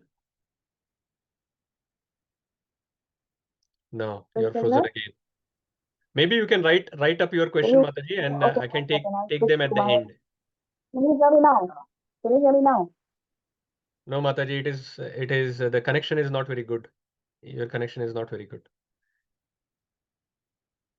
Maybe you can write down the question in the chat, and towards the end, I will take those questions. Okay, let us move on. Bharadwaj Rishi Prabhu, I will take the questions now in the end of the section. Okay. Let us go to verse number 14. Suta uvacha dvapare samanu prapte tritiye yuga paryaye jatah parasharad yogi vasavyam kalaya harehe. Who's next? Yes, Aparna Mataji, go ahead, and then Surananda Prabhu, and then Mahendra Prabhu can do. Hare Krishna, Prabhuji. Suta Goswami said, when the second millennium overlapped the third, the great sage Vyasadeva was born to Parashara in the womb of Satyavati, the daughter of Vasu. Hare Krishna. Hare Krishna. So Suta Goswami starts now answering the history of Śrīmad Bhāgavatam, and he starts with history of Vyasadeva himself. That how Vyasadeva. Hare Krishna, to interrupt, before you go into the history, I would like to cover the 2 questions I was talking about. Mataji, can you put them into writing, into chat? We have now already started. I'm not high and I don't have the capacity to write today. If you can please cover it. Again, you are breaking up, Mataji. Would be great. I'm happy to wait till the end of the class. Or the end of the class. Yeah, it is still breaking up, Mataji. We can't hear you properly. That's So fine. maybe I what you will can wait do, till the you end can of the class. send me your questions by recorded message on WhatsApp, and I'll respond Okay. to you. No Yeah. problem. I Yeah, will cover will do. Thank that. you. Okay, fine. So Suta Goswami has started answering the history of Śrīmad Bhāgavatam, and he is mentioning about Vyāsadeva. That how it is mentioned that he was born in the second millennium. When the second millennium overlapped the third, the great sage Vyasadeva was born to Parashar Muni and Satyavati. So they are his parents. So he is born in Unveiling the Lotus Feet. It is mentioned that he was born in the 20th Yuga cycle, which is the current Yuga cycle, in the Vaivasvata Manu. So this is the Vaivasvata Manvantara, and the 20th Yuga cycle is the current Yuga cycle. And Vyasadeva is a title. So there are Vyasadeva always there, but this Vyasadeva is Krishna Dvaipayana Vyasa. His name is Krishna Dvaipayana Vyasa. And when there was an overlap between Dwapar Yuga and Treta Yuga, so at that time he was born. So in the Bhagavad Subodhini, Gauranga Darshan Prabhu mentions that every yuga they are split into three parts: the first part, middle part, and the last part. So the first part can be called as a 10%, which is called Sandhya Rupa. The middle 80% is called Yuga Rupa, and the last 10% is called Sandhyamsha Rupa. So it is like it is very it is when the yugas are finishing and the new yuga is starting, like the Sandhya or the middle part, like the end part is very similar to the previous yuga and the next yuga. Like some symptoms of the next yuga has started showing up, and the previous yuga symptoms are starting almost fading down. So you can see something from the previous yuga and the next yuga in that period. So that is when, like in the last part, it is said that when the Dwapar and Treta, they were overlapping. So in the last part of the Treta and the first part of the Dwapar. So that is when Vyasadeva was born. It is like the seasons as well. When the seasons are changing, when they are towards the end and the new season is about to start, we can see that the symptoms of the previous season and the next season as well is visible in that period. So that is the period that when he when he was born. Let's go to the 15th verse translation. Once upon a time, he, Vyasadeva, as the sun rose, took his morning ablution in the waters of the Saraswati and sat alone to concentrate. Thank you, Prabhuji. So in Himalayas, in Badrikashram, on the bank of Saraswati, once Vyasadeva was sitting and meditating. Next verse. Hare Krishna Prabhuji. The great sage Vyasadeva saw anomalies in the duties of the millennium. This happens on the earth in the different ages due to the unseen force of time. Thank you. So Vyasadeva has this ability to see past and future. So because he has this ability to see past and future, he could see in future that in Kali Yuga, there are going to be so many problems. There are so many anomalies which are going to come. And those anomalies are mentioned in the next two verses, 17 and 18. Vikas Prabhuji, if you can read the translation. Hare Krishna. The great sage, who was fully equipped in knowledge, could see through his transcendental vision the deterioration of everything material due to the influence of the age. He could also see that the faithless people in general would be reduced in duration of life and would be impatient due to lack of goodness. Thus he contemplated for the welfare of men in all statuses and orders of life. Hare Krishna. Thank you, Prabhuji. And we have seen earlier as well, the Shaunakadi Rishis were talking about the Kali Yuga symptoms. Prayena alpayusha sabhya kalau asmin yuge janaha manda sumanda matayo manda bhagya hipadritaha. So some similar characteristics are mentioned. Here, what Vyasadeva saw, that he saw deterioration of everything material. And Srila Prabhupada explains in the first paragraph some of those. He said that land produces less food grains as compared to the previous yuga. Even cow gives less milk as compared to what she used to give in the previous Yuga cycle. And the production of fruits and veggies is also less as compared to the previous Yuga. Not only that, the people are faithless, their lifespan is reduced, they have less memory and less intelligence. Not only that, they are very impatient, they want quick success, and any small obstacle that comes, they give up the process. And in general, there is lack of goodness. Mostly, there is passion and ignorance that is there in this current day and age. So this is what he saw. And this is quite a depressing picture if you actually are in the previous Yuga, when it is all like much better than now, even though it was not a Satyuga. But even in that situation, he could see that, oh, this is going to be such a difficult time which is coming in Kali Yuga in few years' time. So what should be done? So instead of just thinking that, this is not my problem, I am happily sitting in Himalaya next to river Saraswati. So what is there for me to worry? Kali Yuga, Satyuga doesn't matter for me. I am always in Satyuga in Himalayas. No, Vyasadeva did not think like this. He's compassionate. So what did he do? So 19th verse onwards, we will see that. Who's next? 19th translation. Yes, Sudanva Prabhu or Mataji. 19. He saw that the sacrifices mentioned in the Vedas were means by which the people's occupation could be purified. And so simplify the process, he divided the one Veda into 4 in order to expand them among men. Amazing, isn't it? Now he is thinking about 5,000 years, 10,000 years in future, or 50,000 years in future, that how Kali Yuga is going to deteriorate, how their memory is going to be very less, and their intelligence is also very less. And this Vedas, because there was only one Veda, Yajur Veda, like the entire body of Veda is called Yajur Veda. And he understood that it will be impossible for the people in Kali Yuga to actually go through the Vedic knowledge and make any sense out of it. So maybe I'll simplify them. I'll create smaller guides. So he split into 4. And he wrote Rig Veda, Yajur Veda, Atharva Veda, Sama Veda. And he started thinking, how can he help all the Varnas and all the ashram, all the people, welfare of everyone. So he started thinking about it. In his meditation, he saw some anomalies and he decided to do something about it. Like many people see problems. But after seeing the problems, what they do is very important.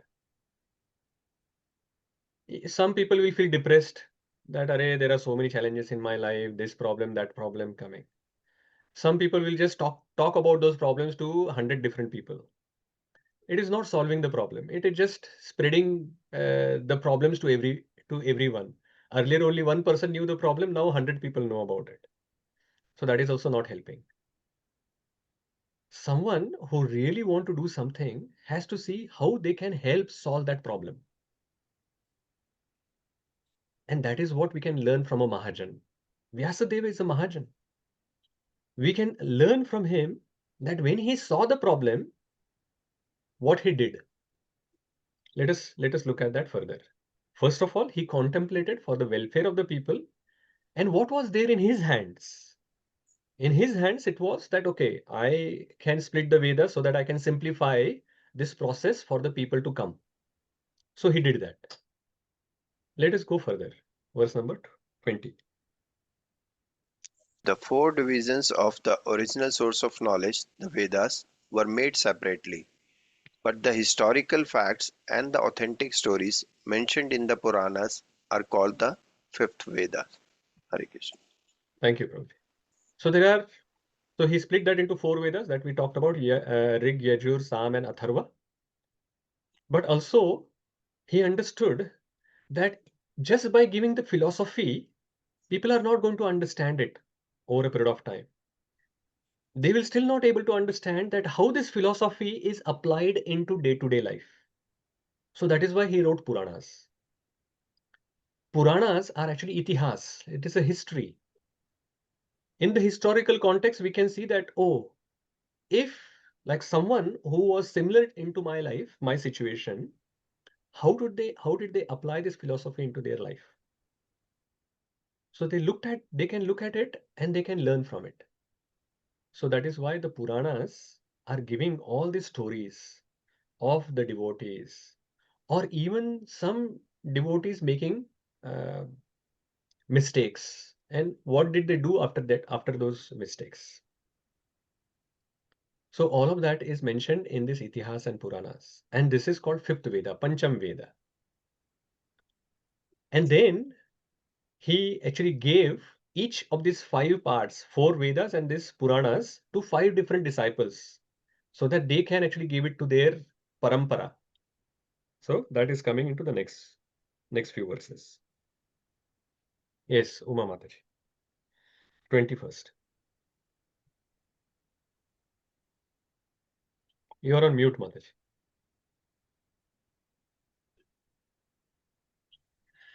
Sorry, Prabhuji. After the Vedas were divided into 4 divisions, Paila Rishi became the professor of Rig Veda, Yamini the professor of Samaveda, and Vaisampayana alone became glorified by the Yajurveda. You can read the next one as well, Mataji. The Samantu Muni, Angira, who was very devotedly engaged, was entrusted with the Atharva Veda. My father, Romaharshana Sutta, Romaharshana, was entrusted with the Purāṇas and historical records. Hare Krishna, Prabhupada. Thank you, Mataji. So historic, the 5th Veda we talked about, and what he did, he actually gave these 5 sections to 5 different disciples. So Paila Rishi was given Rig Veda, Jaimini was given Sama Veda, Vaishampayan was given Yajur Veda, Angira was given Atharva Veda, and Romaharshana was given Purāṇas and all these historical records. And then these rishis gave it to their disciples. Their disciples they gave to the grand disciples, and the grand disciples gave to their disciples. That is how then this knowledge was transmitted. So that is mentioned in the next verse, 23rd verse. Yes, Mahendra Prabhu, go ahead. Hare Krishna, Prabhuji. All these learned scholars, in their turn, rendered their entrusted Vedas unto their many disciples, grand disciples, and great grand disciples, and thus the respective branches of the followers of the Vedas came into being. Hare Krishna. Yeah, we have talked about it. You can read the next one as well. Thus, the great sage Vyāsadeva, who is very kind to the ignorant masses, edited the Vedas so they might be assimilated by less intellectual men. Yeah, thank you, Prabhuji. Hare Krishna. So Vyāsadeva is very kind.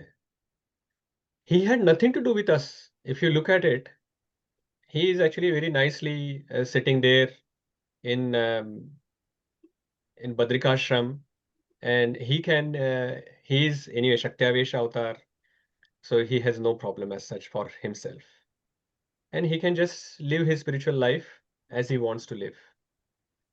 But out of his compassion, he is doing it for us. Just like Srila Prabhupada, we have talked about this situation that he was very nicely situated in Vrindavan in Radha Damodar temple, but out of compassion, he decided to come to the Western world and then start distributing this knowledge. Same thing.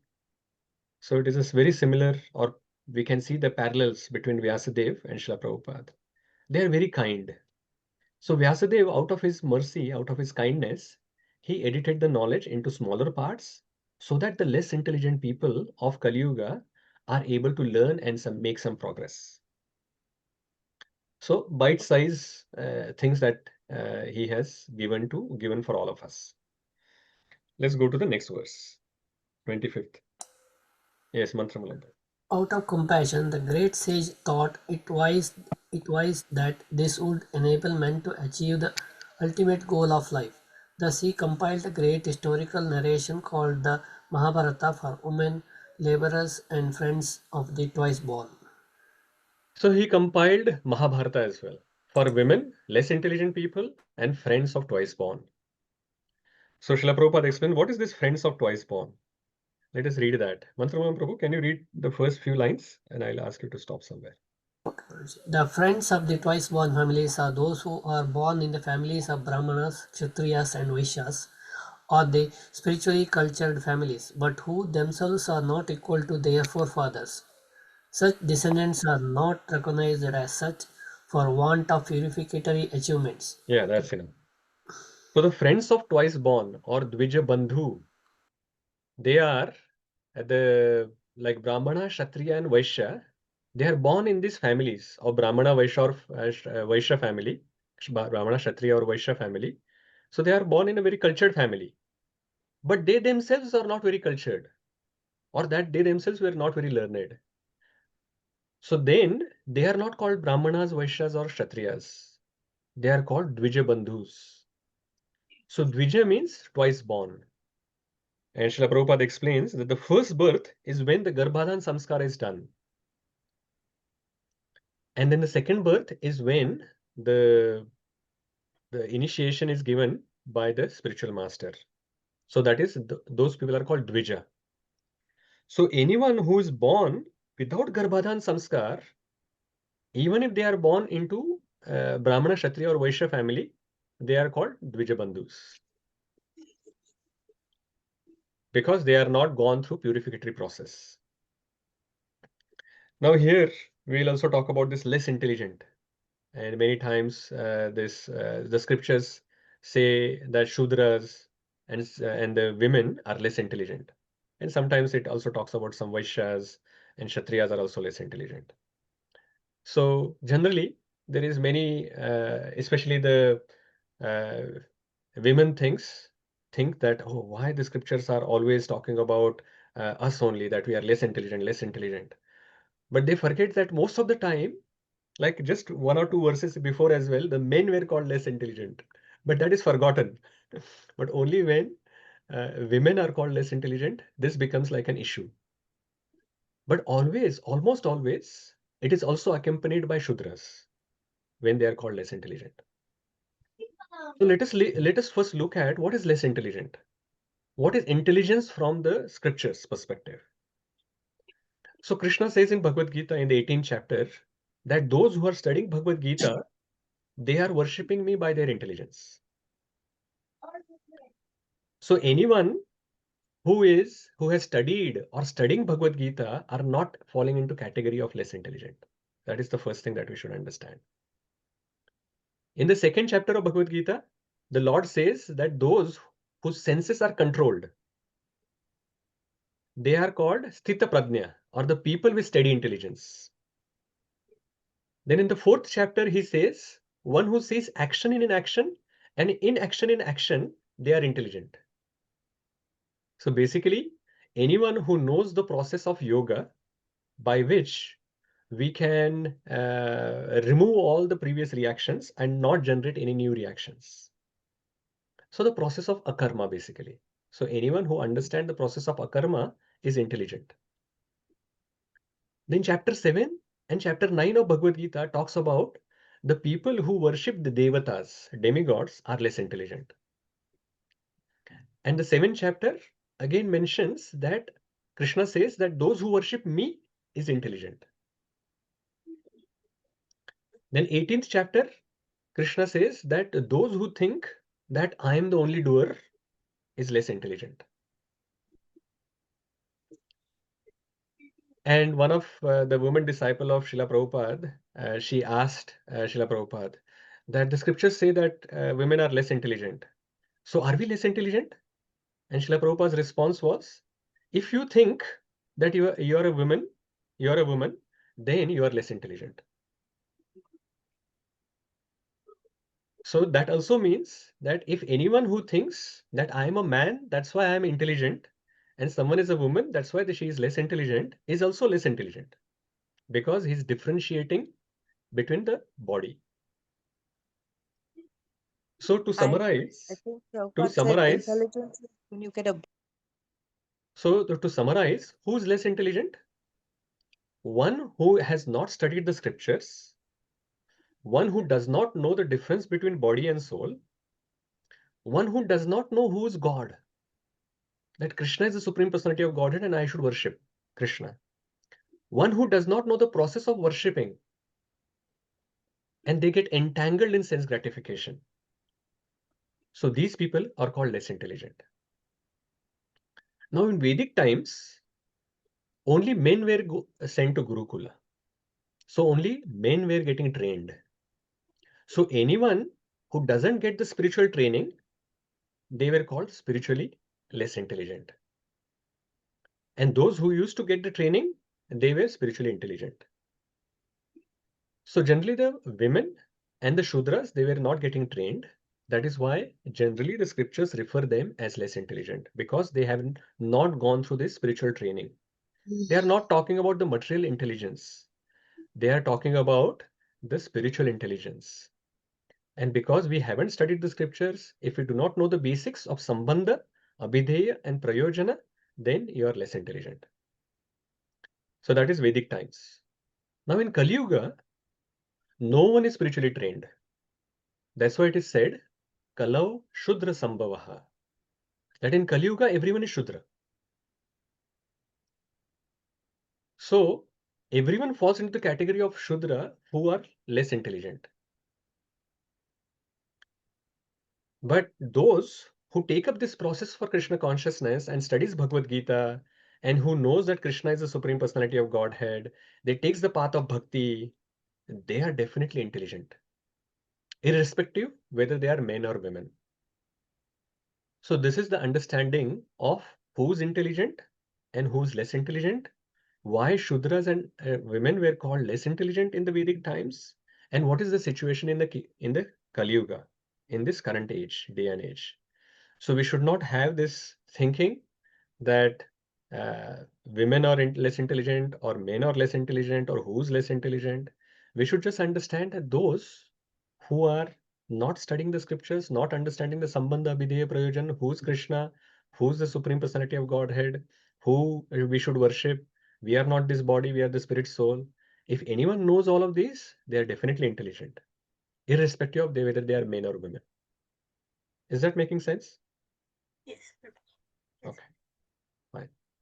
So hopefully now all that less intelligent thing is covered and we can be now clear-headed, whether you are a man or a woman, and then we can go ahead and understand this remaining scriptures nicely. Okay. Aparna Mataji and Gaurchandra Prabhu will take those 2 points and then we will go ahead and then finish the chapter and then come back and take some more questions. Real quick, Prabhuji, it's not a big question, just a statement, true or false. So in terms of cognitive abilities, women cannot be treated any less than a man. Is that correct? Yeah, the material intelligence is not talked about here, Mataji. No, spiritual intelligence, Prabhuji. So cognitive abilities in terms of spiritual advancement, and that aspect, women are no less receptive not considered than less men. intelligent. No. If they are trained and they can grasp this, this knowledge, and they can also make progress, they can implement, then yes, they are in the same category. Sure. Thanks, Prabhuji. Okay. Hare Krishna, Prabhuji, Nara Pranam. So, Prabhuji, this question that the answer you just gave, I asked this question directly from His Grace Ambarendra Prabhu as well, and he exactly said what you just mentioned as well. So he just mentioned what you just mentioned, so I can just confirm that's stuff. Yeah. So thank you, Gaurchandra Prabhuji, that for your comment. That Amarendra Prabhu had also said something similar. I haven't heard from him. Exactly the same words that you mentioned. You confirmed. There are many devotees actually mention this part in different ways, and they answer it different ways. So I'm just trying to actually give based on what I have understood. Yeah, now that he mentioned it, His Grace Ambarendra Prabhu mentioned word to word that you have just mentioned. So I've got it from 2 personalities. So, and I completely agree with what you have just said. Yeah. Hare Krishna. I'm no way any close to his understanding. So I'm very happy that to understand that my understanding has some basis. Absolutely, Prabhuji. Okay, let us move on to the next verse. So we are on 26. Who wants to read? Yes, Aparna Mataji, please go ahead. Hi, Krishna Prabhuji. O twice born Brahmana, still his mind was not satisfied. although he engaged himself in working for the total welfare of all people. Hare Krishna. Hare Krishna. So even after doing so much service, now Vyasadeva, first of all, he was not even had to actually do anything like this. So he was not doing it for himself. He was doing for welfare of everyone. And he is still introspecting, and he's thinking that it is mentioned that his mind was still not very satisfied. Expectation was that he will be satisfied because he has done so much already. There was nothing that he was supposed to do, but still he has done so much service. And still he was not feeling satisfied. It was expected that after classifying the Vedas into 4, then writing the Purāṇas, then writing the 100 Upanishads, then even writing Vedānta Sutra, he has done so much. So after doing so much service, someone will be thinking that, Arey, I saw the problem and I'm satisfied that I have done something about it. Now let me move on. But Vyasadeva is different. We do little service sometimes and we start thinking that I am doing too much. Sometimes devotees also say to other devotees, Arey, don't follow or don't do so much. What is their need to do so much service? But here Vyasadeva is different. He did which no one else had done, completely selflessly. But he is still thinking that there is something more. Something is missing. Something more is required. Something is missing that I haven't done. So he started doing introspection. So we'll see 27th verse. Who wants to read? Yes, Sadashiv Prabhu. Hare Krishna. Thus the sage, being dissatisfied at heart, at once began to reflect, because he knew the essence of religion, and he said within himself. Thank you, Prabhuji. Yeah, read the next one as well, Prabhu. I have, under strict disciplinary vows, unpretentiously worshipped the Vedas, the spiritual master, and the altar of sacrifice.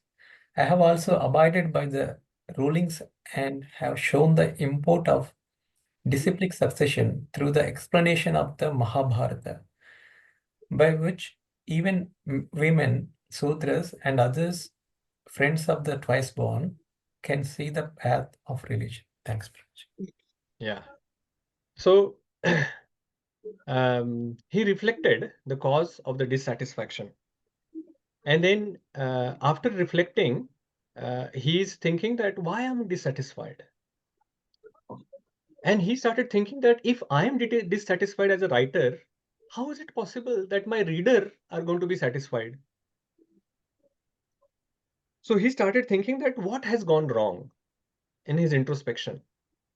And he actually was looking at his life and he thought that, oh, actually, I'm doing everything perfectly. That I have undergone through this strict disciplinary vows. I have been unpretentious in worshipping the Vedas, the spiritual master, and the altar of sacrifice.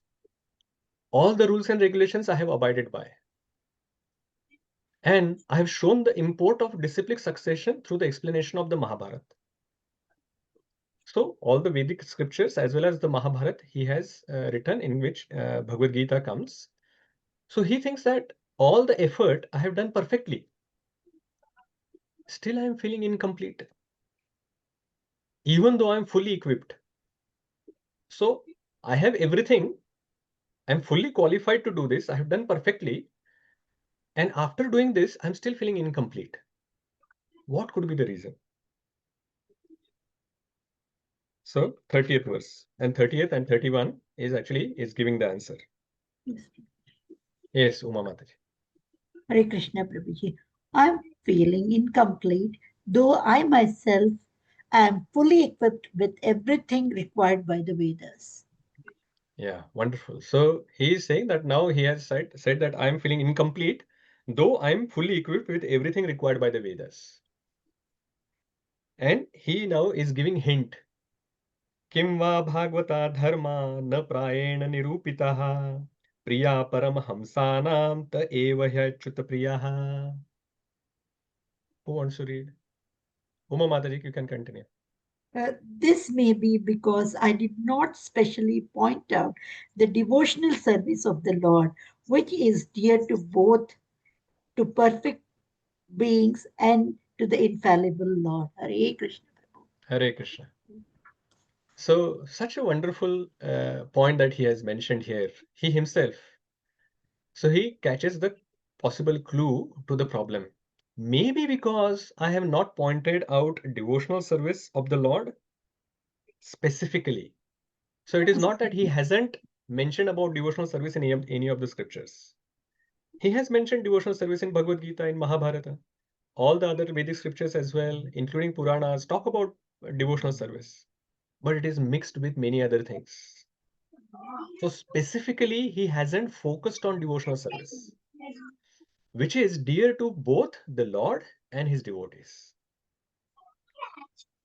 So this introspection is required.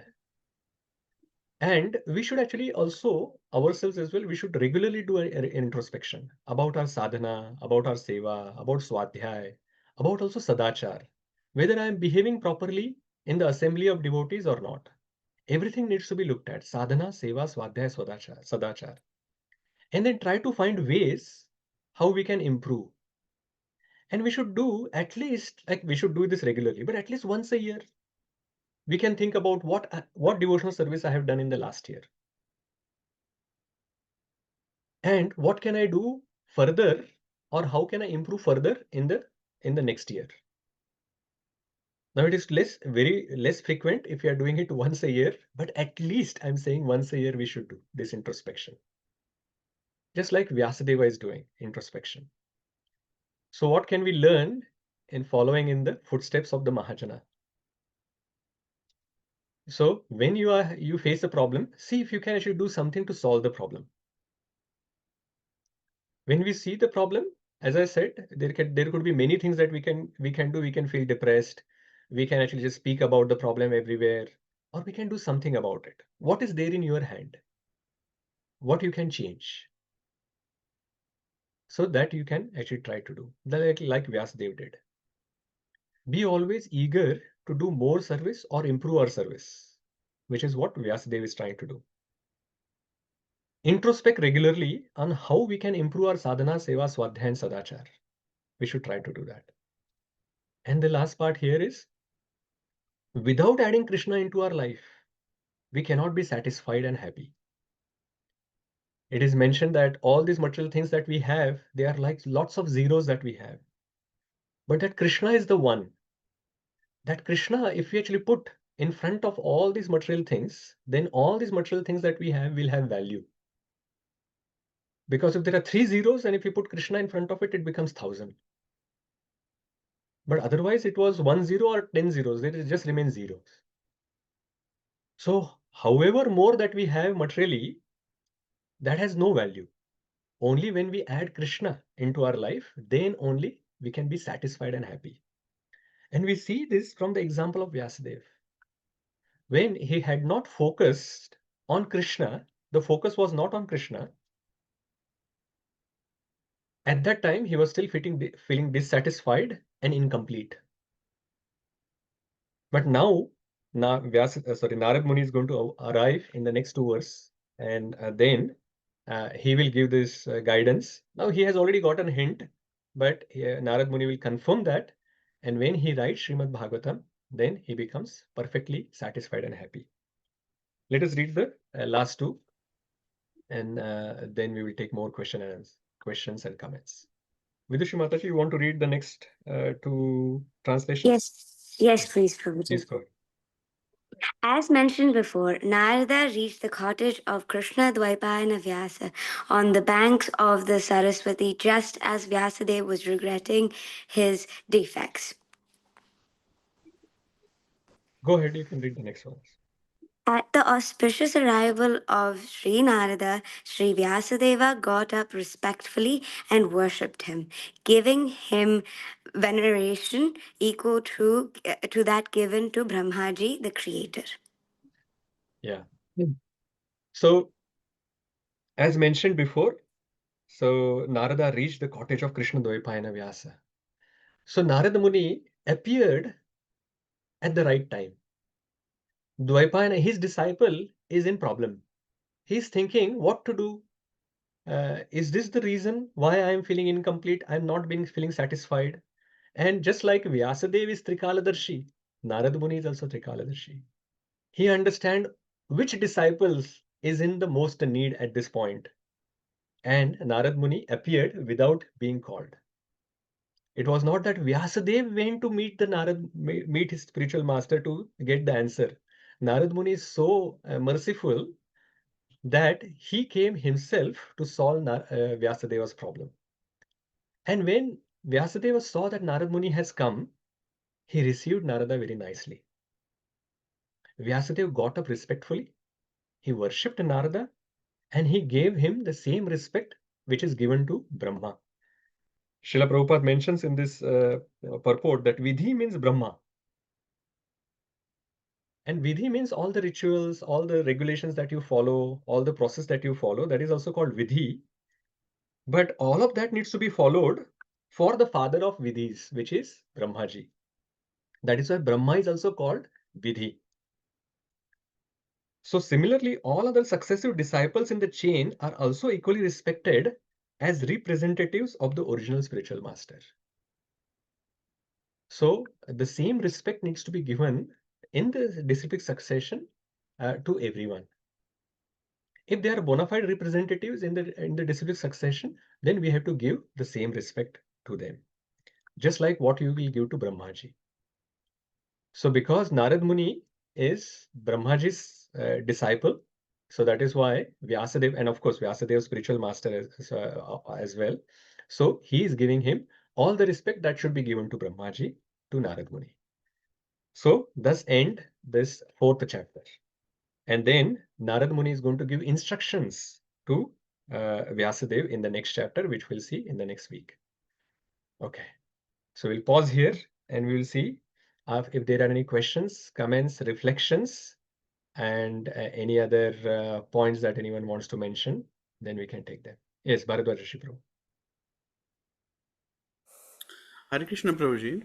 Prabhuji, sorry, I forgot the verse number, but it was mentioned that Sukadeva Goswami doesn't differentiate between man and woman, right? But throughout Bhagavatam, there are many mentions where he talked about woman and so how can we understand that he actually spoke, but then he doesn't understand that differentiation? Yeah. So Prabhuji, that is completely different. Like having an equal vision where he treats man and woman similarly, or whether it is a Brahmana or a dog eater or an animal or a human, everyone treating equally, seeing Krishna within them is equal vision. But that doesn't mean that for day-to-day purpose, we also treat them equally. Right. So it is not that because they are equal, when a man comes in front of you, you call them a woman.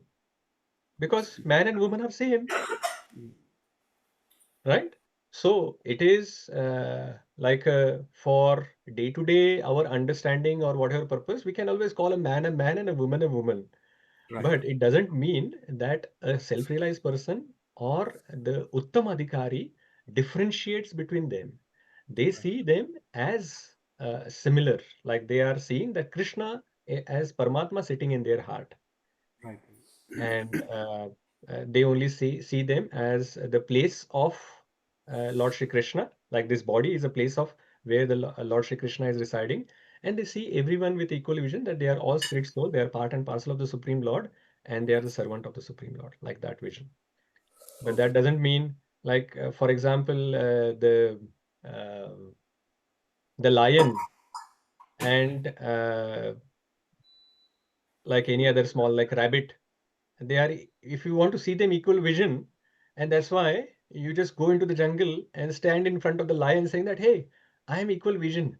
In front of rabbit as well I can stand, and in lion in front of as well I can stand. Yes, you can stand, but not for long. You will be devoured very soon. So equal vision also has some practical things that we have to actually consider. Is that okay? Yes, Prabhu. Thank you. Fine. Adidevi Mataji, I'll take any questions that you have offline if you don't mind. Aparna Mataji. Hare Krishna, Prabhuji. I've got a comment and a question. What would you like to take first? Go with whatever you like. Okay, I'll go with my question first. But if you like, Prabhuji, I can ask this question later on. But it is related to Parikshit Maharaj, but not exactly related to the chapter, Prabhuji. Is that okay? Yeah, if it is coming later, then we can actually cover that question later. Is it like a very prolonged question, Prabhuji, which I have in my head for a very long time? You might throw some light, Prabhuji, but you can choose. You can tell me if it is not the right question. You have already spent a lot of time in giving the context. Now, please ask the question so that we. Sure. Sorry, Prabhuji. So Shamika Rishi, when Parikshit Maharaj, the whole story of past timeline, he got thirsty and he went to the ashram and Rishi was meditating. So he put a snake on his neck.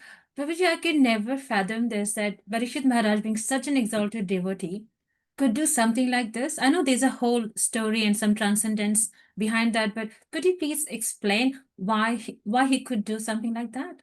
Yes, Mataji. So this is all Krishna's arrangement. So Lord Shri Krishna wanted to actually give us Śrīmad Bhāgavatam. Just like he bewildered Arjuna, Arjuna is also self-realized. He knows the difference between the body and the soul. But still he got confused at the beginning of Bhagavad Gita. And that is why Bhagavad Gita was born. So now Lord Shri Krishna wanted to have Śrīmad Bhāgavatam born.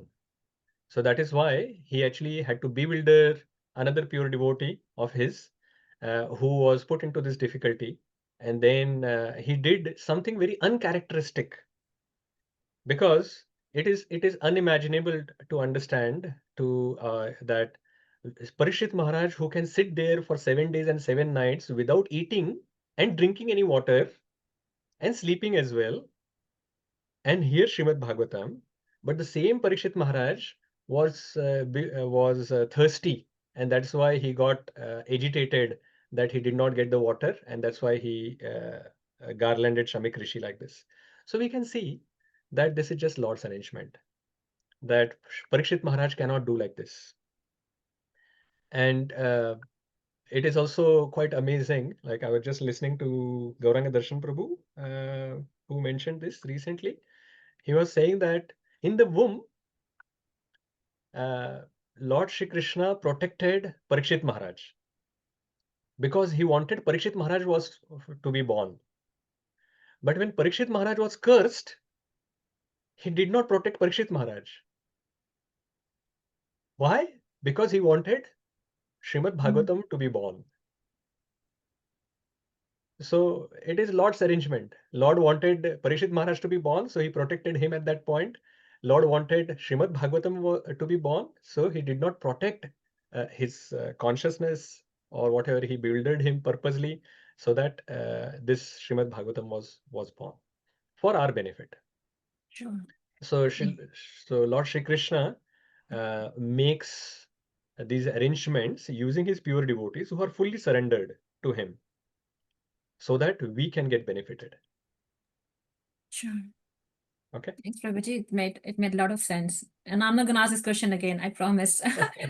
My comment, Prabhuji, was regarding the class, but I have changed it to something else now. So the class was wonderful, obviously. Thank you so much. But today you have taught me a very great quality of a Vaishnava, Prabhuji, being so patient.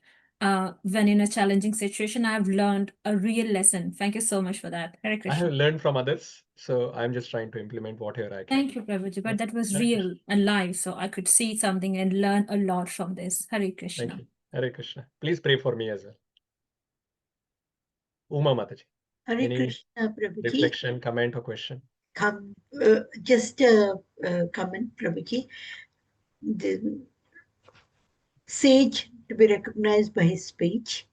Yes. Second point is like the compassion of Srila Prabhupada and Vyāsadeva for us, for our well-being. And third is the faith, what we hear. And that is what really I liked in the class, Prabhuji. It was wonderful. Thank you, Prabhuji. Thank you very much. Surananda Prabhu. Hare Krishna, Prabhuji. Nice lecture. Prabhuji, from yesterday's class and today's class, one point I could remember, like respect. So that we had to give the same respect to everyone in the disciplic succession. So we should not ignore anyone. Yes, absolutely, Prabhuji. Nice. Sudharma Prabhu, Sudharma Mataji. Thank you, Prabhuji, for the wonderful lecture. The points which strike in this lecture is the personal realization, what it means. So what it means and what a speaker should do and what he should not do. So following the steps of the acharyas, not have some concocted message or anything. So that was very wonderful, Prabhuji, and your explanation of covering about women being less intelligent, how that has been, said in the Vedic time as well. Men and women both. Yes, yeah. Thank you, Prabhuji. Wonderful, Prabhuji. Thank you. Hare Krishna. Thank you. Hare Krishna.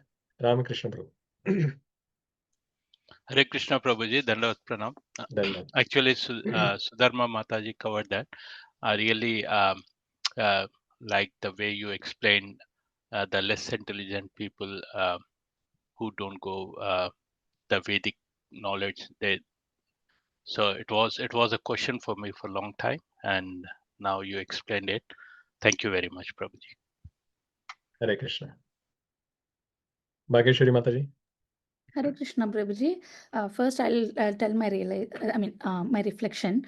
So I like the points of how we have to actually respect when we are in the audience, the elderly leaders, and how we have to, Now I got to know why we are doing that in live in our JOSG sessions as well. And I also... You're calling me elderly now. Be young at heart, Prabhuji, but yeah. And I also like the point what Uma Mataji said about recognition of a sage, not by just looking at their seeing, and we have to hear from them, and then we have to get connected. Yeah, I like those 2 points. My question is, why did Vyāsadeva felt that dissatisfaction? Is it because he saw something that it is not going well with the people, or why he felt that dissatisfaction? So dissatisfaction in the heart, as we just lastly covered, that if Krishna is not in the center of our activities, no matter how much what we do, like we may have a lot of material opulences, or even in Krishna consciousness as well, we may do a lot of service. But what is our consciousness while doing that service? Are we putting Krishna in the center of our activities or not? Or are we putting ourselves in the center of those activities? Or are we actually having some other material desires because of which we are doing some devotional service? What is the situation? So if we actually keep those things, if the Krishna is not in the center, then automatically what will happen is that we will feel dissatisfied. We will not feel complete. No matter how much what we do, we will not feel complete and happy. Isn't that we always cover in our journey of self-discovery, the first session, what is the quest of human life? The quest of human life is we are looking for eternal happiness. And that eternal happiness we will not get. What is the conclusion after 10 sessions? That put Krishna in the center of our life, and then we will find eternal happiness. And even after understanding this instruction for so many times, because we are materially conditioned, at least some of us are materially conditioned, and because of that, what happens is that even after hearing it, we do not get a deep understanding of that, and we don't implement that in our life, and we get digressed sometimes because we are still full of goodness, passion, and ignorance. We may have some goodness, that is why we are continuing on this path, but we still have a lot of passion and ignorance remaining, and that passion and ignorance always gives some delusion sometimes, and then we get digressed. We start putting Krishna in the center, then we go in this direction, that direction. Again, we remember, and we come back to here. So because of all of that, that situation comes in us, that we feel dissatisfied. But for Vyasadeva, it is different matter. Just like we saw Arjuna's situation, just like we saw Parikshit Maharaja's situation, same with Vyasadeva. Now Vyasadeva is not even like just a devotee. He is a Shaktyavesha avatar. So even Shaktyavesha avatar will not feel satisfied if Krishna is not put in center. Now this makes even more like it becomes even more important in our life that Krishna should be put in the center. So that is why, like Vyasadeva would have just written Śrīmad Bhāgavatam in the beginning, and then we wouldn't have understood the importance of Śrīmad Bhāgavatam. So he wrote Vedas, like he edited Vedas, he wrote 18 Purāṇas, he wrote 108 Upanishads, he wrote Mahābhārata, he also wrote Vedānta Sutra, everything he has done. And still, if he is not satisfied, and then Śrīmad Bhāgavatam is written, and then he feels satisfied, then we will understand that, oh, Śrīmad Bhāgavatam is pramanam amalam. It gives prema pumartho mahan. So we know that now it is the most important creation in like writing of Vyasadeva. So then we will get that understanding. So to explain to us the importance of Śrīmad Bhāgavatam, sometimes these great souls, they actually do some pastimes like this. So that is why Vyasadeva wrote all of this first, and then waited for feeling dissatisfied, and then writing Śrīmad Bhāgavatam, then feeling satisfied to tell us the importance of Śrīmad Bhāgavatam, importance of Krishna, and importance of Bhakti to Krishna. Otherwise, we wouldn't have understood it. Thank you so much, Prabhuji. Okay, fine. Gaur Chandrapin or Mataji, Shama Mataji. Hare Krishna, Prabhuji. Thank you for the amazing lecture. So, Prabhuji, the point that I'm going to take home today is from text 1, that the personal realization that you have like explained really nicely, that what is meant with the personal realization. And then you explained that, when we are the basic concept which is given to us by our previous acharyas, that should not be changed, but we can add in order, keeping in mind the audience, we can add in some certain simple examples so that they can understand the subject matter.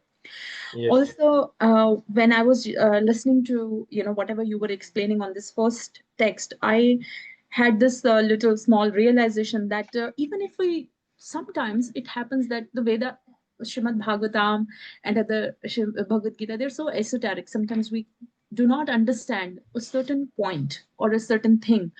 But if we are submissive to the hearer, to the speaker, if we're submissive to the speaker, and if we are submissive and have faith in the scriptures, then with time, Krishna reveals everything in our heart. So this is the second take-home lesson which I've, taken today from today's lecture. Yes. So thank you so much. Amazing lecture, Prabhuji. Thank you. Very nice class today. Thank you. Hare Krishna. Hare Krishna. I'm just repeating what I have heard from Srila Prabhupada and his followers. Nothing is mine. Bharadwaja Shri Prabhu. Hare Krishna, Prabhuji. So the take home for me is like, it's very interesting how so many devotees are praised in this chapter. Saunaka Rishi was praised, Suta Goswami was praised, Sukadeva Goswami was praised, Vyāsadeva was praised, Parikshit Maharaj was praised, and towards the end, like in a couple of words, Nārada Muni also was praised. Like so many were praised. It's just very nicely.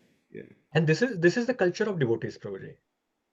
If we want to actually see the culture of devotees, Śrīmad Bhāgavatam, why we are asked to read Śrīmad Bhāgavatam again and again, is that sooner or later we will realize that this is how we have to actually behave with each other. Like fault finding is a Kali Yuga tendency, but the devotees, like in Vaikuntha, it is not like this. In Vaikuntha, everyone is actually helping each other so that they can do devotional service nicely. And they have this respect for each other, amazingly. So we can also actually start respecting each other. And then if we can actually be respectful, then there is possibility that we will be allowed to enter Vaikuntha. Because this is a training ground. Material world is a training ground for us so that we can learn these all good qualities. Like in this Saturday feast nowadays, these 26 qualities of devotees are getting discussed. What is the purpose? The purpose is that we can actually also learn something. We can also learn little bit out of it and say that, okay, in this quality, I can learn this and I can at least go one step further in developing that quality. And that is how we can make progress to be the best version of ourselves. So that is our purpose. Thank you, Prabhuji. Okay, Hare Krishna. But very good observation that like in my notes as well, I have also said, oh, this to this verse, glorification of Shaunaka Rishi, then glorification of Sutta Goswami, glorification of Parikshit Maharaj, glorification of Vyāsadeva, like that is also there. So very good observation. Yes. Mukesh Prabhu. Thank you very much, Prabhuji. As everyone said, wonderful discourse. My only point was that many times when you're reading Bhagavad Gita or Bhagavatam, you were, as you said, that sometimes a different point clicks. So I was wondering why. So you mentioned a very wonderful thing that every time we have gone through that text once, we're going through second, third, or fourth time, some little purification has happened. Though the battle with Maya continue to happen, so that might trigger newer versions or deeper versions. So that was my takeaway. Thank you so much, Prabhuji. Śrīmad Bhāgavatam ki jai. Jai. Prabhupada ki jai. Jai.